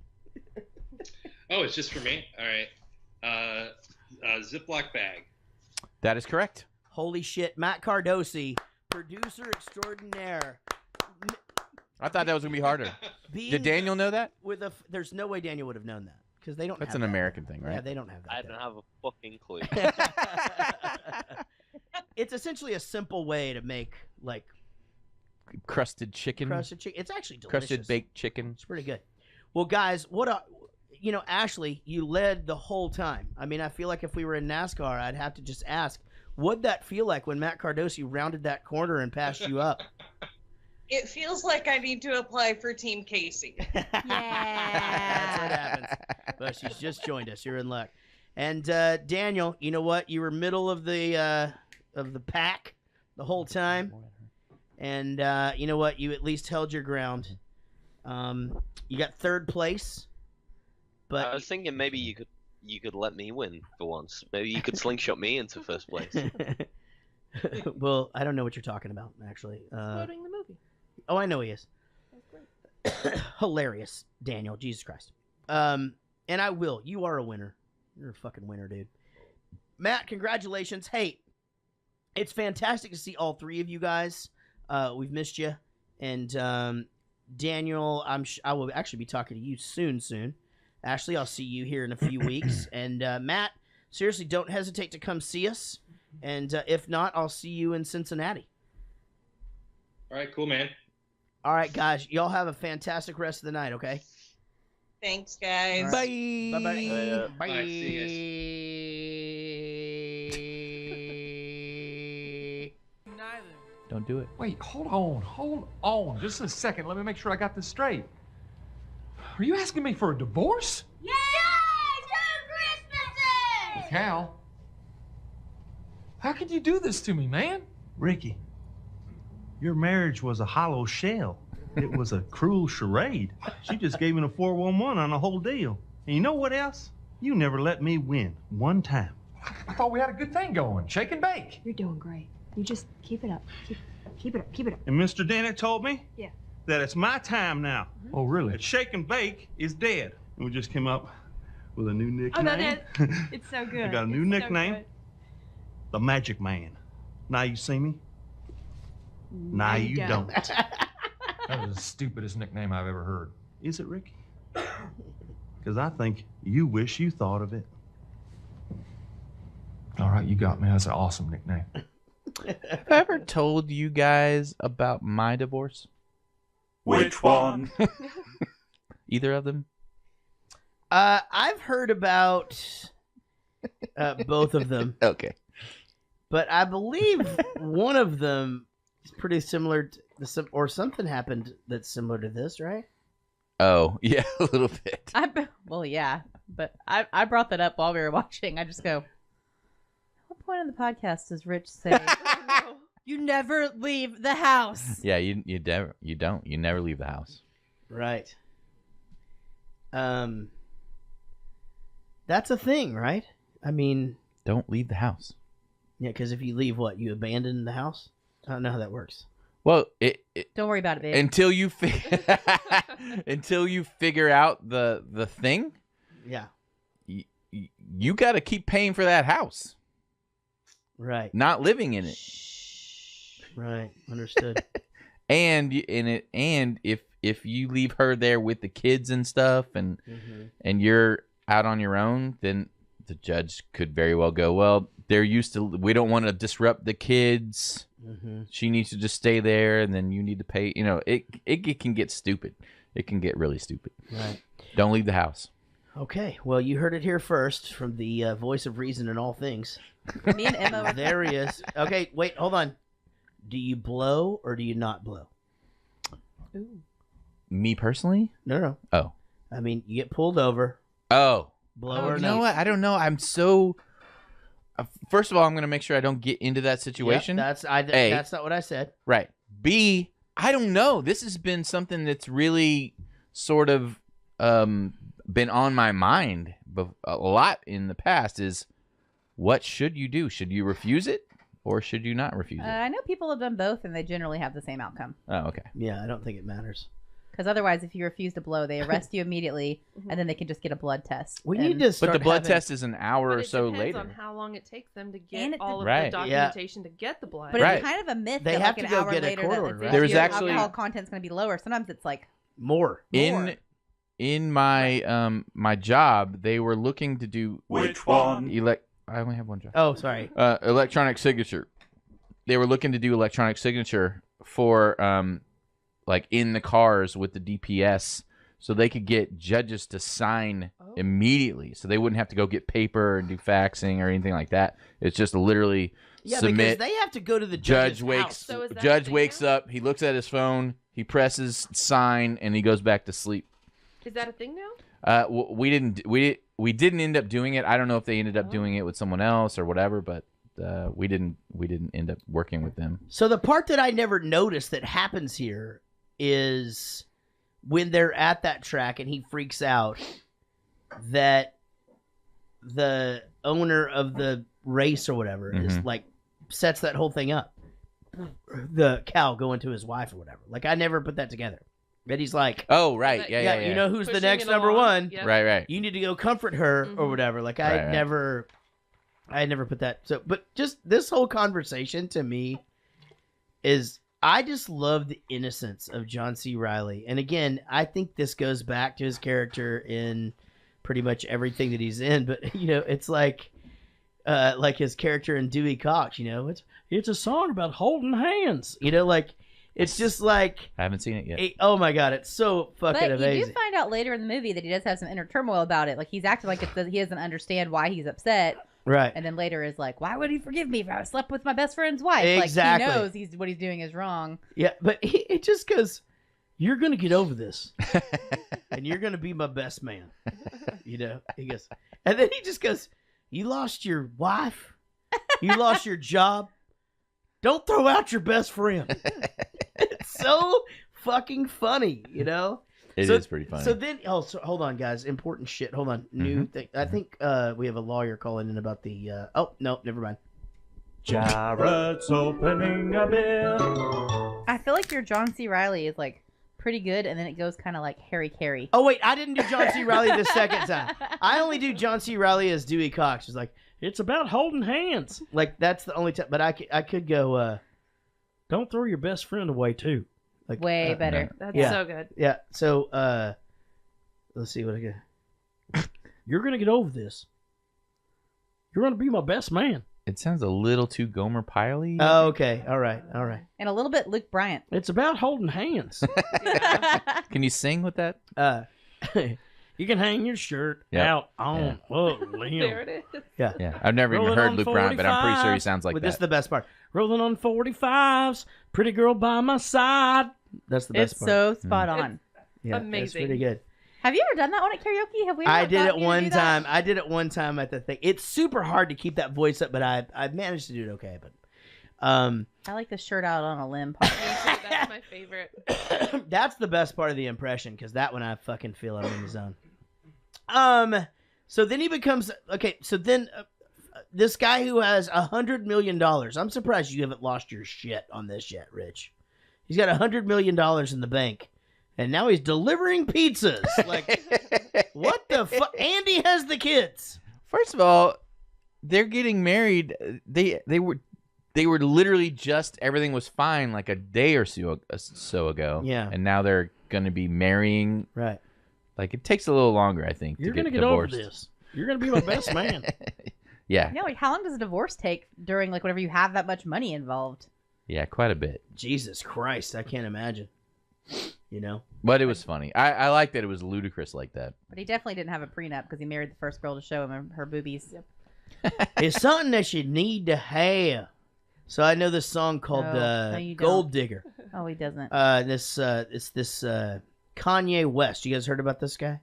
Yeah. And so he's I got think this he's been song, in the news a little Gold bit. Gold Digger. He's got this song, and he goes, it's something that you need to have. And then he goes, This like makes me cringe. no, but what's the part where he picks him up and first you got your friends, then you got your bands, then the kids, rolling on the bands, whatever. That's a really good song. It's not even the same song. And then I don't Jamie understand. Walters, Jamie Walters from The Heights sings the chorus. He's like, hold on, you feel a little long. First you got the men's, then you got your kids. It's like it's a pretty good mashup. I like it. It's pretty good. I do too. Coming in with my kids. First, here come my kids. Jacket's coming in. Open up the door, and then he go to bed. Hey, buddy, what's going on? Understand. I think it's a Missy Elliott song. What's up, dude? Yeah. Why aren't you using your comforter? Hey, do you want some dogs? Go let them big dogs outside, and then. Oh, sorry, I was still being Kanye West. Oh wait, he talks really white. If you go downstairs, Hey. you will find the comforter if you look around a little. It's Go out let in that thing those by the pool dogs table. outside. Take the big ones to bed and bring Allie in here, please. Yes, sir. Just do it. It's your homework time. Thank you. If you don't take them, tonight. You don't take them the rest of the week. Boom. We're also in the middle of a podcast. Yeah. Yeah. So I love you so much. Decisiveness. Will you shut the door, Jack? First you got your kids, then All right. you got your friends. Prenup. Something that you need to have. No, that's what that song goes. It's really good. And then it's like 1-800 Beachfront Avenue, right? Yes, that part for sure. Yeah, that's a that good part song. you nailed. I thought so. So this pizza delivery scene though, where he goes out into the truck and he starts to back up and just knocks the shit out of the shopping cart or whatever. Then the sheriff comes over and just like, it won't happen again. And then he just runs over that guy. Oh, it's so funny. That part made me almost cry. Me too. Same That was exact funny. thing. Like I was almost. And then he's riding a bike. tears. And then he's on the Well, bus. and I forgot that he hit the guy. Yeah, exactly. Did he end up on a bus? Yeah, he was on the bus delivering pizzas. On a bike. No, he on went a to bike first, and then we didn't get something the happened bus with the part. bike. We watched a different movie. Oh, We didn't yeah. get the I bus didn't see part. Yeah, something happened to the bike. I can't remember what it was, but and then so he didn't have the bike anymore, and so then he had to ride the bus. Man, your version sounds awesome. I know it was. It really is. So obviously he gets home. And then there was a black guy in the bus, and he started telling him his sob story, and the black guy was like, "What the fuck? You think I Was he want to like- know anything about your story?" He was like, "I'm really sorry." Was it like it's something that you need to have? Yes. Like he's trying to get him a prenup Yeah. or something. Yeah, definitely. That's Kanye West. Yeah. It's a pretty good All song. So this guy, he orders the pizza and it ends up being his dad. And I pointed this out to Casey. He punches his dad in the face and he rolls over the bed, but he doesn't spill his beer. Like his beer stays like upright the whole Yeah. time. Fucking amazing. So obviously there's a meeting at the house. He goes, "I ain't calling you daddy. What are you gonna call me?" And it switches scenes. He goes, "All right, Professor Dickweed, what's next?" So he's gonna call him Professor Dickweed. What a good name for your dad. No, you don't like Wouldn't it? go over very well. No. I feel like I have to have called my dad that. That could be true. We've got a different relationship than you and your dad probably, though. A little bit. No, that could be. All right, so the cougar gets in the car, and those of you who haven't seen the movie, it is not an attractive older lady. It is a real cougar, and it will literally bite your face off. And his dad's been keeping it in the bathroom, feeding it old pizza. There's no way he let her outside, by the way, because she doesn't come in like that. So she'll go out after. That's fine. So I love the relationship between the kids and the grandma.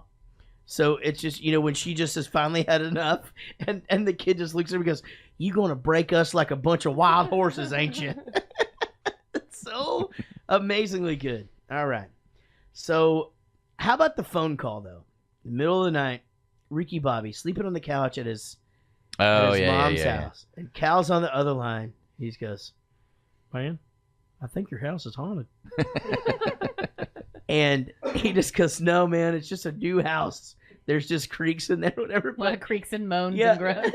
But just the best part of the whole thing is when he just goes, because this is such a question that you would have. He just goes, "Yeah, but okay, hey, before you hang up, so say I got the TV on and the stereo on, and say, how do I hear the stereo if the TV's on?" He's like, "Why would you need to hear the stereo if the TV's on?" Because I like to party. Yeah, because I like to party. Oh man, so amazing. 1, 2, 3, 4, 5, 6, 7, 8, or 9, 10, or 11. It's the Richter scale again. Leslie Bibb. Is it Leslie or is it Leslie? Anyone know? Leslie or Leslie? I think they're the same name, only interchangeable. Got it. All right. Anyone want to guess my score for Leslie Bibb? I'm gonna go. This 7-9. is like the whole thing, right? Yep. I'm gonna go 7-6. Okay. 6-4 from Silent Sean. Amy. 6-7. 6-7. This is Leslie Bibb, the blonde, right? Yep. All right. Hair, I give her a 9. Eyes, 9. Nose, 11. Mouth, 9. Face, 10. Arms, 11. Boobs, 3. Waist, 11. Ass, 10. Legs, 11. Overall, I give her a 9. That's a 9.3. Holy shit! Wow. I think she's hot. Yeah, shit. That's a big score from you. Yeah. I even gave her a 3 for boobs, and she still got a 9.3. Yeah. Yeah. Well, man, good job, Leslie Bibb. Yep. What you're saying is you'd like to be her bib. That's not what I'm saying. No, you weren't saying that. Nope. Sorry. Okay, that was gross. Where'd stock car racing come from? What? Hey, stop doing that! How'd stock car racing get its start? Bootleggers during Prohibition. They had to have cars fast enough to outrun the feds, and they started racing each other. That's right. If I was right, why'd you throw another bucket on me? I filled up 3. Now, there's nothing like driving to avoid jail. Nothing hones your mind and your instincts like necessity. So I taped a kilo of cocaine underneath the car and called the boys in blue. Now, the way I figure it, you got about 2 minutes before they show up, and you do 5 to 10. So what's it gonna be? Fear or prison? the hell are you talking about? Real simple, son. Cops are coming. There's a kilo of Colombian Bam Bam under the car. Time to be a man. You got hair on your peaches or what? Kid, are you? I'd have been like, that's your car. Right? 100%. You know, like, I really don't care. In fact, I'm going to get back to enjoying my wet nap that I'm having right in now. your name. Yeah. I don't have anything to do with any of this. So let's go over this, though. All right. So NASCAR started from bootlegging. Mm-hmm. They took regular cars and they Yep. souped them up so Right. they would go faster and outrun the police officers. That's correct. So that's where they get sort of the stock thing, I think, right?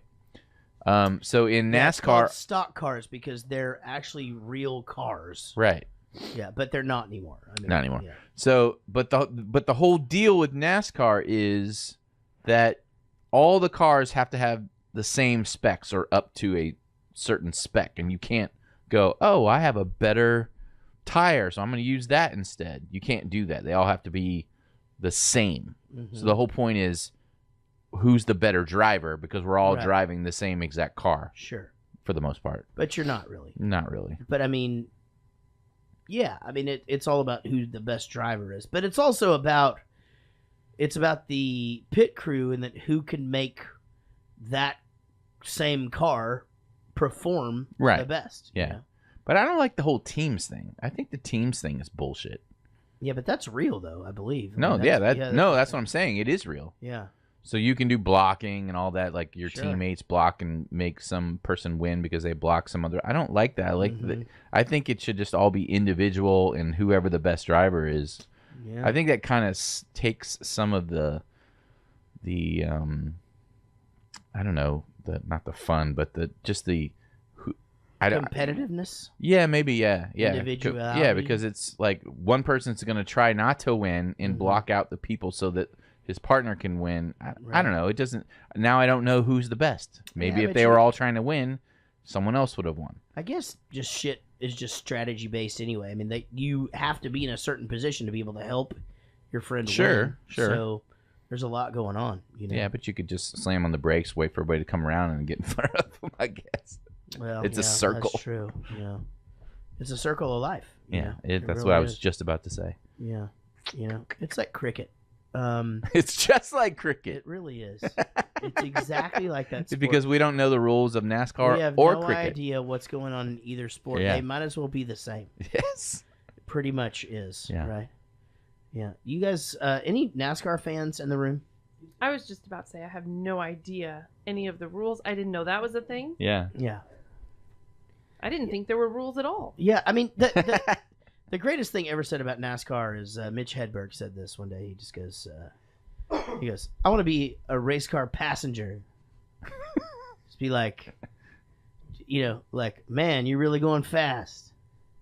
And, man, you sure like to turn left. And then the punchline, man, you must really like Tide. I mean, he was the best. Just the best. He was the fucking best. Except for George Carlin. Yeah, you but listen, we just assume that. If I ever say anybody was the best and it's a comedian, you just assume that I think George Carlin is way funnier. That's what happens. All right. So how about the so he's in a car chase with the police, of course. Some reason they can't get a description of this amazing car and find it later. It's like literally like the color of no other car in the history of the world. Right. And also, Ricky Bobby is driving the fucking thing. They can see him. Yeah, he's right there, or whatever. So, so how about the note that he pulls the cocaine? And I'm doing quotes. Yeah. Out from under the car, and it's Lucky Charms. And Right. just don't try snorting them Lucky Charms. I thought that was fucking funny. And then, why does Ricky Bobby have to take a driving test? Well, he lost his license when he hit that cop. Oh, that's right. Yeah. So he has to take a driver's That's why he had to have test. the bike. Yep. And then he just like, hey, down, Karen. He named the cougar Karen. Just so fucking funny. Nobody likes Karen. No, it's just the best. You know. So then they go for a gourmet meal in a real special place, and that place is Applebee's. And Casey and I, Applebee's holds a real special place in our heart because and this has only happened I think 2 times. Well, actually, when we were dating, we used to go there for the late appetizers or whatever, right? And we could drink till 2 there. Yes. And then, but you couldn't eat, but you could real have classy dating setup. Yeah. It was all we had, though. We were in Highland Village, Texas. But then one day we were in like a real big fight over something stupid. No, we were fighting over where to fucking eat. Well, of course. But then so it was just like, fuck it. We'll just go to Applebee's. Right? Because we were driving by one, and he said what about? And we're like, no, and fuck it, let's just go there. Yeah. So we end up in the Applebee's parking lot. Both of us are pissed. We were inside. Oh, were we? Yes. And then we opened the menus. Yeah, and then it's just like, do you really want this? No, I really don't want this. Are we just here because we're fighting? Yes. You want to get along from now on and go eat somewhere else? Yes, I do. Yeah, let's get the fuck out of here. So we got the hell out of it. But you know what? Applebee's is pretty good. I don't have a... Yeah, at 2 a.m. with half-price appetizers. That is it. $10 drafts. Yes. That's right. Yeah, I mean... is there another... Well, they managed to stay in business where Bennigan's did not, so... I know, and Bennigan's was the shit. I loved Bennigan's. God damn it. I loved Bennigan's. I had no feelings about Bennigan's. Really? Mm-mm. I was a big fan. I miss it. Me too. I miss Tia's. Remember Tia's? Ooh, I like Tia's. Things were going good, weren't they? That's exactly why I had to blow it up. I don't know what organ or bone people have that makes them act right, but I was born without it. I'm no good. Hey, all those races I won, that was for you. You know that? I did just like you told me. If you ain't first, you're last. What the hell are you talking about? Well, you told me that day at school for career day. You came in and you said, if you ain't first, you're last. Oh, hell, Ricky, I was high when I said that. I mean, that doesn't make any sense at all. You first, you're last. You can be second, you can be third, fourth. Hell, you can be fifth. What are you talking about? I lived my whole life based on that. Well, now what the hell am I supposed to do? Well, that's a $1 million question, isn't it? I come to you with empty. Good luck to you, son. P.S. When he told him that, he also had a bumper sticker on his card. That's what I was about to I say. noticed that too, yeah. So... That's where he got it. Maybe he just didn't remember that he got it. Well, eventually... Well, he goes, that doesn't make sense, but he clearly bought the bumper sticker, put it on his car, or he had bought it for a while. And somehow put it off. Or took it off there. Exactly. Yeah, Have you ever had something someone told you early on that stuck with you like this? Oh, and like later on... No, just like someone told you something early on in your life and it just stuck with you and you always think about that saying or that motto or that mantra. 100%. Okay, what is it? Hold an aspirin between your knees. Always take the money. Oh, yeah, I've heard you say that before. You always take the money. So it's like anytime somebody's like, hey, I don't know if this is right or yada yada, you just take it because you can always give it back. But getting it later is a pain in the ass. Yeah, I did that with my second job in the tech industry. They offered me stock options. Yeah. Or a raise. I took the raise. You always take the money. Stock was bullshit. Never happened. Yeah, exactly. So it's right there. There's the money. Just take it. Yeah. So yeah, that was a big lesson for me. If I'm being like completely honest, I mean, I don't fucking live my life like that, but I sort of do. Mm-hmm. I mean, fuck it. It's fine if you take the money. No one's gonna think badly of you. Yeah, fucking take It's the money. okay. Yeah, how about you? Actually, it's funny because farting in the marriage was one of the big things. So I don't know if I've talked about I was married once and I got a divorce. Which one? The first one. And she said something to me like... Oh, I know this story. She said something to me like, she said something like, you treated me like a roommate or something, like farting. And it robs the romance out of the marriage. That's and what you said fucking to me. Stuck to me. You said that robs the marriage during the farting clip that we put out on Facebook. Yeah, and Amy wanted to jump in on this conversation, by the way. Yeah. It does not take the romance out. Yeah. It puts the humor in. It puts Exactly. the humor And- in. Is there laugh. humor in romance? I think there can be both. Okay. Yeah, Because agreed. Derek and I, there's like the romance part, and then there's like How the long you best been friend married? part. 8 years. Okay, you're right at that cusp. Yeah, if yeah. you get past this year, you're good. Yeah. No. She I literally can't get has past like this a year. like a, It's 7. her okay, house is yeah. like it's like this beautiful house. Everything's put together immaculately. It's like you know, and she has this sign like in their living room, like one of those like you know beautifully like Right. cursive Calligraphy. motivational Etsy signs that just says "I love you so much. I would smell your farts." And It does. You don't see it till you see it, and then it's You just actually there. have It's to really like big. look to because you ignore Well, that the shit. font is kind of so pretty you can't Yeah. really like you just Right, glance yeah. at it. And Yeah, so and it's not you can tiny. tell It's when like somebody it's like reads the it. center of her Yeah. like Yeah. main wall in It's her awesome. living room. Yeah, it's like our family thing. Yeah. I love the needlepoint that's like that with like cuss words in it. Yes. We've got one of those downstairs. Oh, it's fake cuss words though. Yeah. Darn it. What do you mean? So I have a song where Filth flarn? I say the most fake cuss words. So I wanted to write a dirty song, but not say any curse words. Uh-huh. So it's like, ain't that a bee with an itch? Oh. That a bee with an itch. Mother trucker. You can go to HE double hockey sticks and F yourself because I'm flipping gosh darn sick of all the S word you put me through. So F you. And Diane Small cross-stitched that thing for us. Diane Sawyer? Who? Diane Small. Oh, Small. Be amazing. So you're saying young. You're talking about your first marriage young. You're not talking about like as a child. No, I couldn't think of anything Oh, you as a said the child. I think lots of people like you know are told something in a relationship and you go, okay, I will not do that again. Yeah, it just stuck with Like me. I'll definitely not act like my ex-boyfriend's mom again. Never again. I don't know. I have so many from like my. I was really lucky. I Name had, one. Like what? What? Name one. Name one. What? Of the so many. No. But let me finish Okay. the story Sorry. first.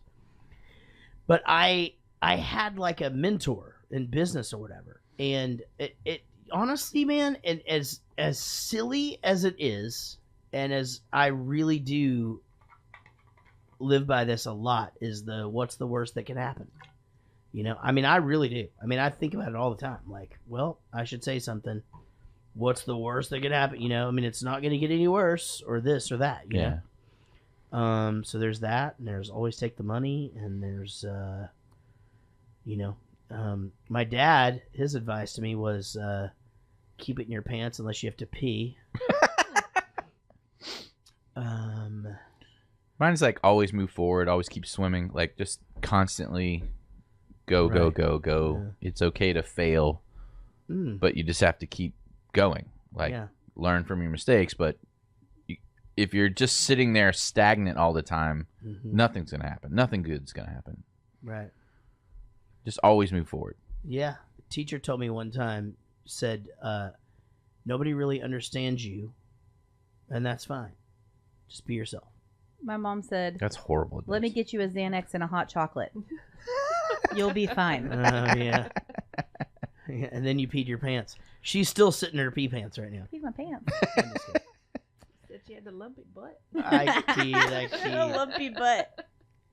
What, lumpy butt? That's what he said. He told and his then I teacher. peed my pants. Oh, yeah. He told her she had a lumpy butt. She yelled at me. Things were going good, weren't they? God damn it! That's exactly I why I, hate had when to this blow it happens. up. I don't know what organ or bone people Sorry, have. guys. This is my bad. These two clips look the same. All right, here we go. Do you want to know why I think that you should race again? Sure, why? Okay. It's because it's what you love, Ricky. It is who you were born to be. And here you sit, thinking. Well, Ricky Bobby is not a thinker. Ricky Bobby is a driver. He is a doer. And that's what you need to do. You don't need to think, you need to drive. You need speed. You need to go out there and you need to rev your engine. You need to fire it up and you need to grab a hold of that line between speed and chaos and you need to wrestle it to the ground like a demon cobra. And then when that fear rises up in your belly, you use it. And you know that that fear is powerful because it has been there for billions of years and it is good. And you use it and you ride it. You ride it like a skeleton horse through the gates of hell and then you win, Ricky, you win. And you don't win for anybody else. You win for you. You know why? Because the man takes what he wants. He takes it all, and you're a man, aren't you? Aren't you? Susan, I've never heard you talk like that. Are we about to get it on? 'Cause I'm as hard as a diamond in an ice storm right now. I fucking love it. Okay, I've got a lot to say about this clip. All right. So, first of all, I made a post the other day on Facebook, and I said every Drew Barrymore movie would be much better if Amy Adams or Isla Fisher was in it instead. Every single movie would be better with those two instead of Drew Barrymore. You said something positive about Amy Adams? And the other thing is, years and years ago, I would get those two girls mixed up. I still get them mixed all up. the time. Me too. But now I look at Amy Adams and I go, how could I ever mix her up with Isla Fisher? Because I don't think Amy's attractive at all. I know you don't. And Isla Fisher is insanely gorgeous. They were in a movie together called Nocturnal Animals. Have y'all seen that? I know what you're talking about. It's fucking weird, but It only came on during the day and I was asleep. Stark contrast between the two girls because Isla Fisher is insanely gorgeous, and Amy Adams is kind of, she's not frumpy, but she's kind of like, she's just like a watered down version of Isla Fisher. yes, like, serious watered down version. But I used to get them mixed up all the time. I literally thought they were the same person. I thought Isla Fisher was in this movie. I seriously thought it was her. And I also thought Isla Fisher was in Enchanted, which is Amy Adams. Enchanted was that where it starts out a cartoon and then she comes to real life. And that's Amy Adams. And McDreamy's in there and everything. Huh? That's Amy Adams. That's Amy Adams as well. But I thought that was Isla Fisher. Now, who is the Little Mermaid? Ariel. Now, which one of these girls is Ariel? She's a cartoon. What are you talking about? No, one of these girls is real life Ariel. She turned into a real human being, and it's her. That's Enchanted you're thinking of. No, That's it's one of these girls. I saw the fucking movie. Don't fuck around. Ariel, He's the being a Little asshole. Mermaid, came to life, and it's one. Go ahead. I'm sorry. all right. So, all right. Let me do my score. Anyone want to guess the score for Amy you would Adams? play along a little bit. Over to Rich for his Oh hotel. shit! Sorry. Hold on. 1, 2, 3, 4, 5, 6, 7, 8, or 9, 10, or 11. It's the Richter scale again. All right. Who wants to guess the score for Amy Adams? I feel don't like think it's I'm gonna good be- at guessing. I don't either. I think I'm gonna stick with my 7-9. I think I'm it's gonna gonna be stick with my 6-7. yeah 7-9 6. Okay. All right. $1 for Sean. $1. Okay. Well, I haven't gone yet. $2. $2 for it. Okay. Amy Adams. Hair in this movie. Hair 11, eyes 11, nose 9, mouth 9, face 11, arms 11, boobs 4, waist 11, ass 11, legs 11, overall 11. I thought she was amazing looking in this movie. And she's not like that currently. Like, I don't think she's attractive really at all. Gives her a total of 10. What? It's crazy. Roadhouse. If you're saying that Amy Adams is better looking than that other girl, you're just wrong. No, in this movie, in this scene, I was so turned on. Yeah, she can act. She can act, but she No, looks she looks like she's about to amazing. cry all the time in every movie that she's ever been in. She's so annoying. She looked amazing in this movie. Yeah, I think she's super hot. And she was rocking her jeans, like her waist was kicking ass, like She everything climbed on was the table. amazing. I like they When get she climbed on the she table. gets on the table God. and he just It goes, was so fucking hot. I was like, no wonder I got her mixed up, because in this movie she reminds me of Isla Fisher, that they could be twins. He's like, this is like a White Snake video. Over on the car. That reminds me of. Did anybody notice the bar name? The Unfriendly Possum. It kind of sounds like a horrible sexual position. Oh, it does. Like, You're right. Maybe. Yeah, what's the Yeah. position I look don't know. like? I don't know. Basically, Unfriendly Possum just sound like, well, they used to be a, there was a joke back in bands back in the day. You'd always try to stay away from the flying possum. And the flying possum was like a vagina that got like passed around or whatever. Oh, So, no. Yeah.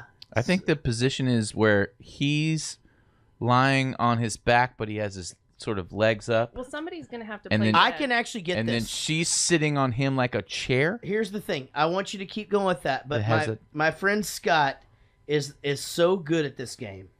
Let's go ahead and get in on his. Okay, so what's it called again? The Unfriendly Possum. The unfriendly. This probably won't take long. But somebody's gonna have to play dead. am I Relax, relax, Rich. Okay. Or be dead. Sex position. Go. We can still do the show. We'll come back to it. Okay, I'm not just gonna kidding. fucking. I mean, he's gonna have to type for like a half hour to be there for a really long time. You know what? Let's fucking get to why he came to America. All right. Do you know why I came to America, Ricky Bobby? Public schools, healthcare system, giant water parks. I mean, the same reason anyone comes to America. I came here for you to beat me. What the hell are you talking about? My husband Gregory and I wish only for that which every other couple wishes for. To tame Komodo dragons in Sri Lanka and teach them to perform Hamlet. But before I can do that... That's dumb. It's not dumb. It's just dumb. Why is it dumb? I don't know. But before I can do that, I must be beaten by a driver who's truly better than me.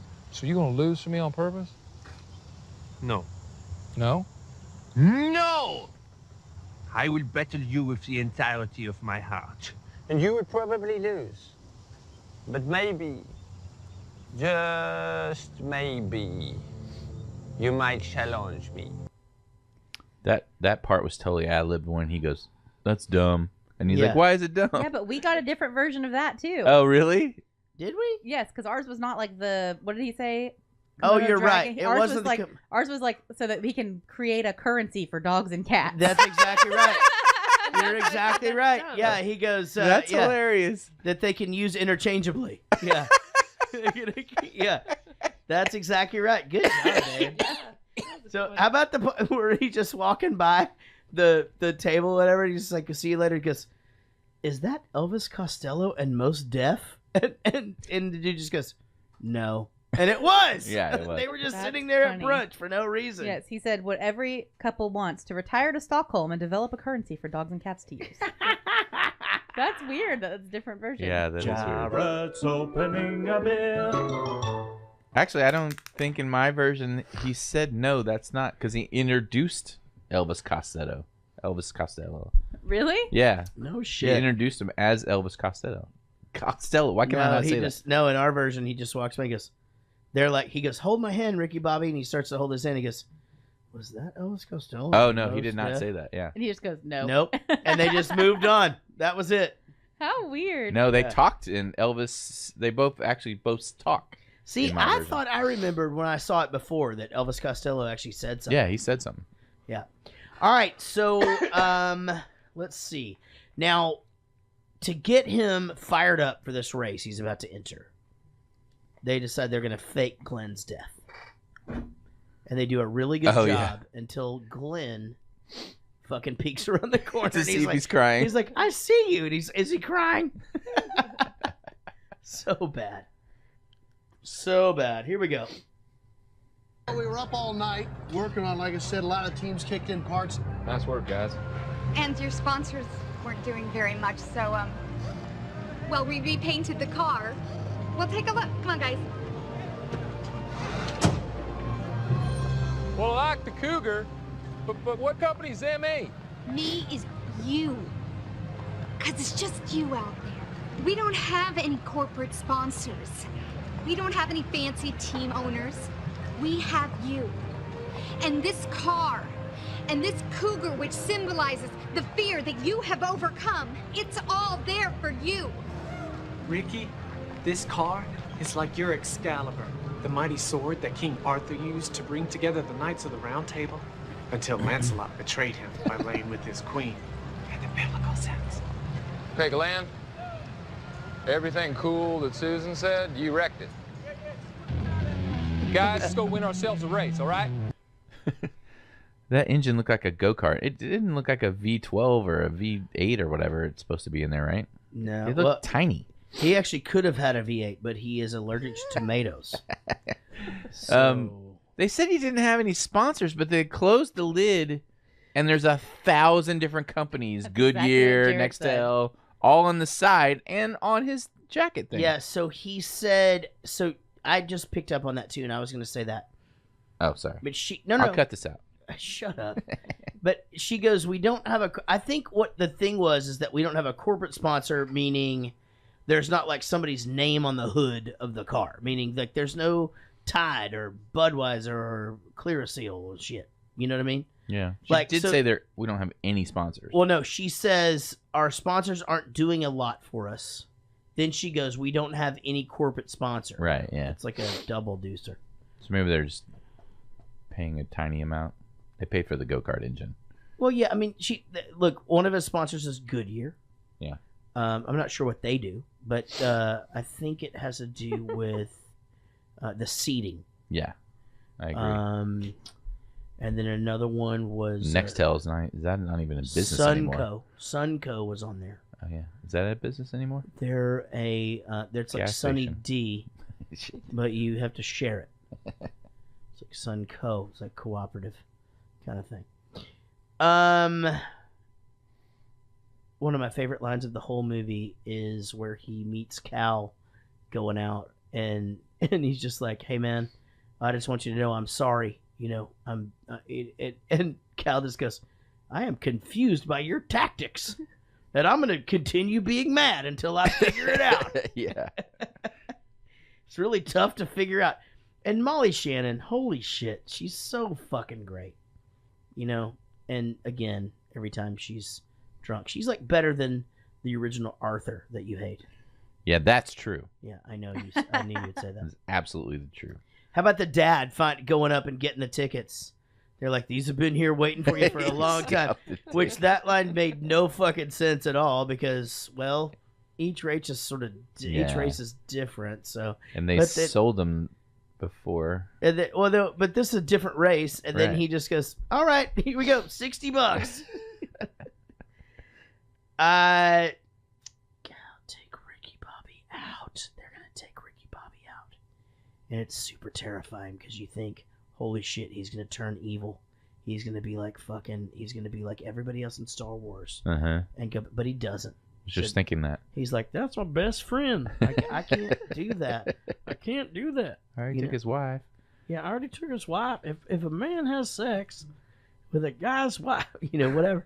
And so, fuck it, How about the longest wreck ever with the Applebee's commercial in the middle? That was hysterical. We were laughing a lot through that. Yeah. All right. Here we go. Ricky Bobby is about to win. Spoiler alert.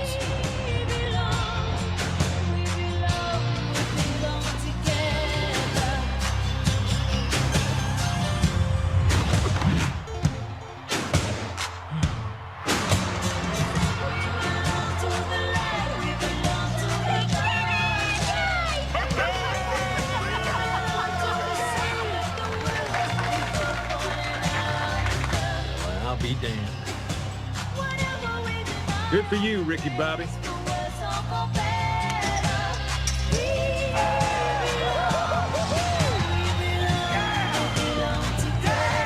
Ricky Bobby wins. You'll never see anything like that in 100 lifetimes. It was completely illegal and in no way will count, but man, that was something. That was really good.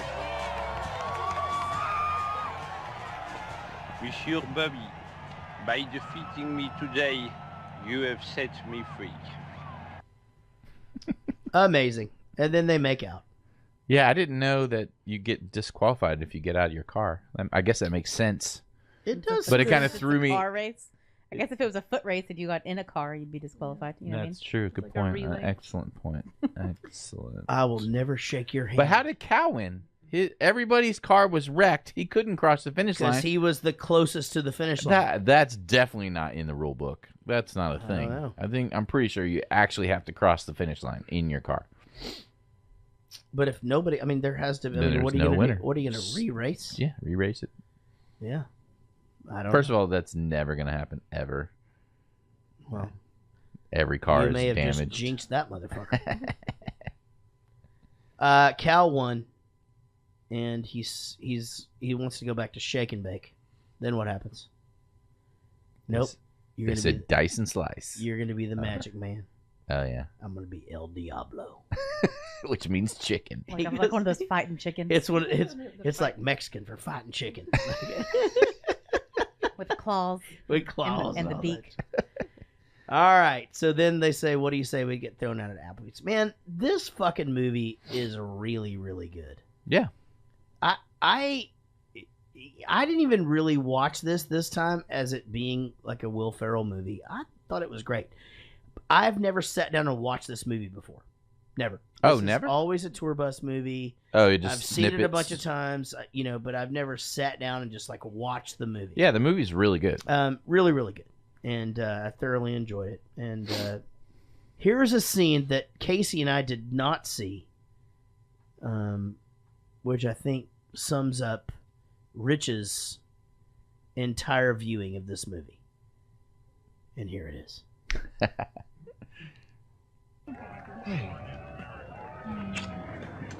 Wait a minute. You are ready to walk away from FHM Magazine's #7 hottest ass for the girl who forgets to get your dry cleaning. Yeah. Yeah? Yeah. Good luck, weirdos. Carly, come back here. Yes, This is Susie something I've been Q. wanting to tell you for a really long time. Thank you. Maybe one together? Susie Q, are those real? Well, girl, got some game. We'll see you on down the road. You seen Cal? He's somewhere around here. Hey, Cal! Baby, I'm coming. Thanks, baby. Maybe one more? Yeah. Oh, boys. She's crazy. And she showed with her bra on, too. Because Yeah, I don't think... Maybe she has one of those ones that opens in the front. Oh, yeah, that's fine. I had a couple of those in I think high it was school supposed to be get that through. she wasn't wearing a bra, but she I was... tried to get into a couple of those in high school. It's like a good That was always a funny scenario. flick of the thumb. It's like a whole deal. What? I think it was supposed to be like she wasn't wearing a bra, but they were that perky. Oh, no. She was 100% wearing a bra. Yeah, she was wearing a bra. Yeah, you could. Well, you could see the strap on her shoulder too. But Right. I think in the movie, Strap on. in the movie, it was supposed to be she wasn't wearing one. Right, And well- they were just that perky. Terribly shot. Yeah. Horrible. You liked the movie, though? Yeah, I love the movie. Yeah, I thought it was great. Casey? Yeah, I love this movie. Fucking nay. Amy? Loved it. But I almost love the outtakes at the end even more. I know. Holy shit. It's very reminiscent of like Cannonball Run, Smokey and the Bandit, Yeah. where those things are I the was things just you crying. remember I the was best. laughing so Yeah, hard. exactly. So funny. Sean, he liked it. All right. Thank you for sharing. Guys, there's still more to the show. Don't turn off yet. We still read mail and shit. But I do have to thank for sharing Barry Ferguson, Jared Spear, Angie Thorin, who just had a birthday, Lucy Murray, Trevor James, Woody Chambers, Ray Jimenez, Sean Beck, Mitch Bergeron, right? Joey Mhm, Bishop, Bergeron. Fiona Freeman, Austin Mark Graff, who will be here just in a few weeks, Chris Pulse, Simon Rogers, Andy Yerman, Person Carr, Jake Bradford, and Michelle Price, who was the most hungover person after this weekend on our little adventure. Now, here's the thing. If you guys share our post, we're going to read your name. And if you don't, guess what? Don't read your name. We're not going to read your name. Not going to happen. Let's check the email box. Email us at jaredgoes-to-the-movies@gmail.com. Okay, I got two kind of long emails, so bear with me here. Isaac McNary writes, well, guys and gals, I did it again. After I emailed you a couple months ago about running a marathon, I decided that wasn't enough. So this last weekend, I ran a 50K ultra marathon that's over 31 miles for those of us in America. It was awful. I ended up horribly dehydrated, nauseous, and overheated. I fucked up real hard on drinking enough and taking enough supplements, but I crossed the finish line. The funny thing that happened that I thought you all would enjoy, 19 miles into the run in the middle of nowhere, Kansas, I got horny. Middle school awkward, unwanted boner horny. You ever tried to run rocking a full-fledged erection? It ain't easy. I wear a super lightweight kilt while running, and it doesn't hide a damn thing. I just actually saw him in a picture in the kilt, and it's like the thinnest, like, cottony. Yeah, it was pretty thin. I could definitely understand what he's talking about. Anyway, luckily, the only person for miles around was my wife, but despite all the cajoling, she wouldn't pull over to the side and help me out. Oh, well, it only lasted about a mile. That's a long time. And then that dehydration set in, and all I could think about was dying. I made it through, and I'm back to normal now. Thanks for the laughs. Hopefully, I could return the favor in some small way. It's all I've got to work with. So he was running a marathon and got a boner for a mile. Let's say he runs a 7-minute mile. Yeah. Isn't that when you have to see a doctor after like 7 minutes? I think it's 4 hours. 4 hours. Yeah. Well, that's for you guys. I don't know. For me, it's 7 minutes. Holy shit! I mean, fuck. First of all, 50 fucking miles. Jesus Christ. No, 50K. 31 miles. 31 miles. 31 miles. That's a flight. Yeah. For Christ's sake. Well, good for you and good for your Yeah, you boner. flew to Oklahoma City for crying out loud. No, I drove. Oh, did you drive? Yeah. I thought you were going to fly. I think I told that story. I ended up just driving because I had to take the kids to school that day. It was rainy. It was going to be like a beating to try to get in there, and I was going to get there at the same time. So No, I think I gave you shit for flying when I said it'd be Yeah, I easier. think you might be right. Yeah, I so don't know essentially the way that it worked out was I had to take my kids to school. By the time I get my kids to school, it was like raining and shit. I was just like, fuck, I got to drive to... And they booked me out of Love Field. So I was going to have to drive to Love Field and get checked in. I don't have status, so I can't... You know what I mean? So I was like, I'm going to make it, but I'm going to be super stressed out. So I just called Casey and I go, well, I'm driving. I'm already in Denton. Right. Yeah, You're halfway there. I made it just fine. All right. Woody Chambers writes, Jaret, in the summer of 1998, my girlfriend at the time told me I had to listen to this band, Bowling for Soup. I liked 2113, but I was hooked after Scope. Is that the song of yours? It is. Okay. In fact, that was our song until she dumped me. The following summer, before I moved from Corpus Christi to Atlanta, I had to special order ROHO and tell me when to whoa. Right. Roho. What's Roho? Rock on, honorable ones. And Okay. tell me when to whoa. Okay. From the local record store because nobody carried it. Yeah. I played them till they sounded warped. This was my introduction, but that isn't what this email is about. Oh boy. In the fall of 2000, Roadhouse. I enlisted in the Marine Corps. After boot camp, I picked up Let's Do It for Johnny and still have the record framed on my wall. I was getting to enjoy everything again. September 2001 changed a lot in America, but its impact was lasting in the military. I picked up Drunk Enough to Dance a few months before the first time I went to Iraq. This started a strange coincidence of every record seeming to coincide with me deploying. Iraq in 2005, Iraq again in 2007, Africa in December 2009, Afghanistan in November of 2011, Japan, okay, that wasn't bad, in January 2014, and Okinawa in November of 2016. You know your records better than I do, but every album seemed to go with me leaving my family. So let me first say this. I have 2 years left. Please don't release another album for PFS for at least another year and a half. Thanks, but in all honesty, I'd like to say thank you. Belgium has been a song that has kept me going for many years away from my wife and children. Scope, Ridiculous, Ohio, Down for the Count, Two-Seater, friends of mine, and many, many more have been with me and helped ease the burden of high stress and painful situations, from my Sony Discman to my 10-pound iPod to my phone now. It's the music that my family sings together in the car. It's the music that even after 20 years makes me want to sing at the top of my lungs to the dismay of my 5-year-old. You have brought comfort to me and my brothers in dark times and a little bit of home that I could always hold on to. If I ever do get the pleasure of meeting you in person, I'd like to shake your hand and buy you a beer or 20. But if not, from the bottom of my heart, thank you for being you and what you have unknowingly given to me. And to Rich, especially since you are the one that reads this, dude, you crack me up. Thank you for convincing the above to do a podcast, It's my favorite thing to share because, let's face it, the world could always use a laugh and maybe some ice cream and a hug. Also, you don't have to read this on the podcast. It's long, but if you could pass it along, it would mean a lot. Thanks, boss. Woody. Holy sweet Jesus. Well, thanks for making me cry.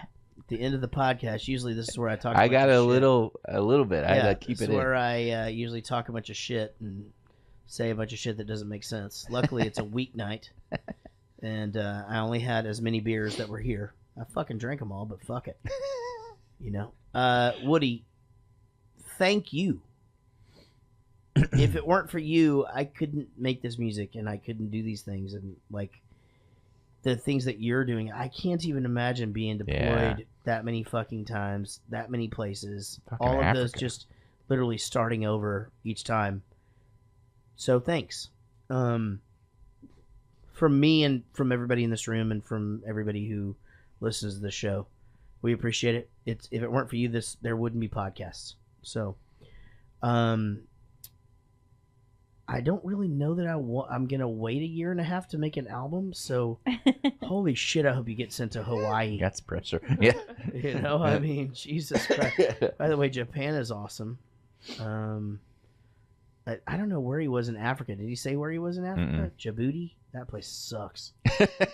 Oh, man, it sucks so bad. There's just like fucking... There's not a lot of places that don't suck in Africa. How do you know that? Because I watch the news. I don't know. Yeah, well, that's not the same. I was in kind of the South same. Africa like when all the shit was going down, and like you didn't even know. It's weird. Everybody just ignores it. Like it's happening. You sound like Temporary John. That's what he is. It was Djibouti. He said he's in the chat room. Was he really in Djibouti? No shit. Does he know that I played there? I don't know. I fucking played in Djibouti, Africa. Then I was at the Russian hotel with the African AIDS-ridden fucking hookers that are in the bar. Holy shit! It's the fucking craziest thing you've ever seen. But he knows you played there. Yeah. Oh yeah, it was a great time.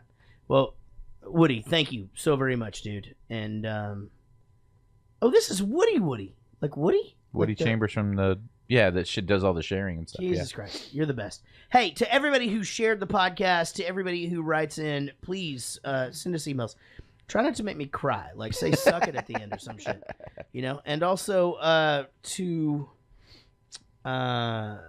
those people who made Talladega Nights, thanks for making this podcast possible. Rich, thanks for making me do this. Yep.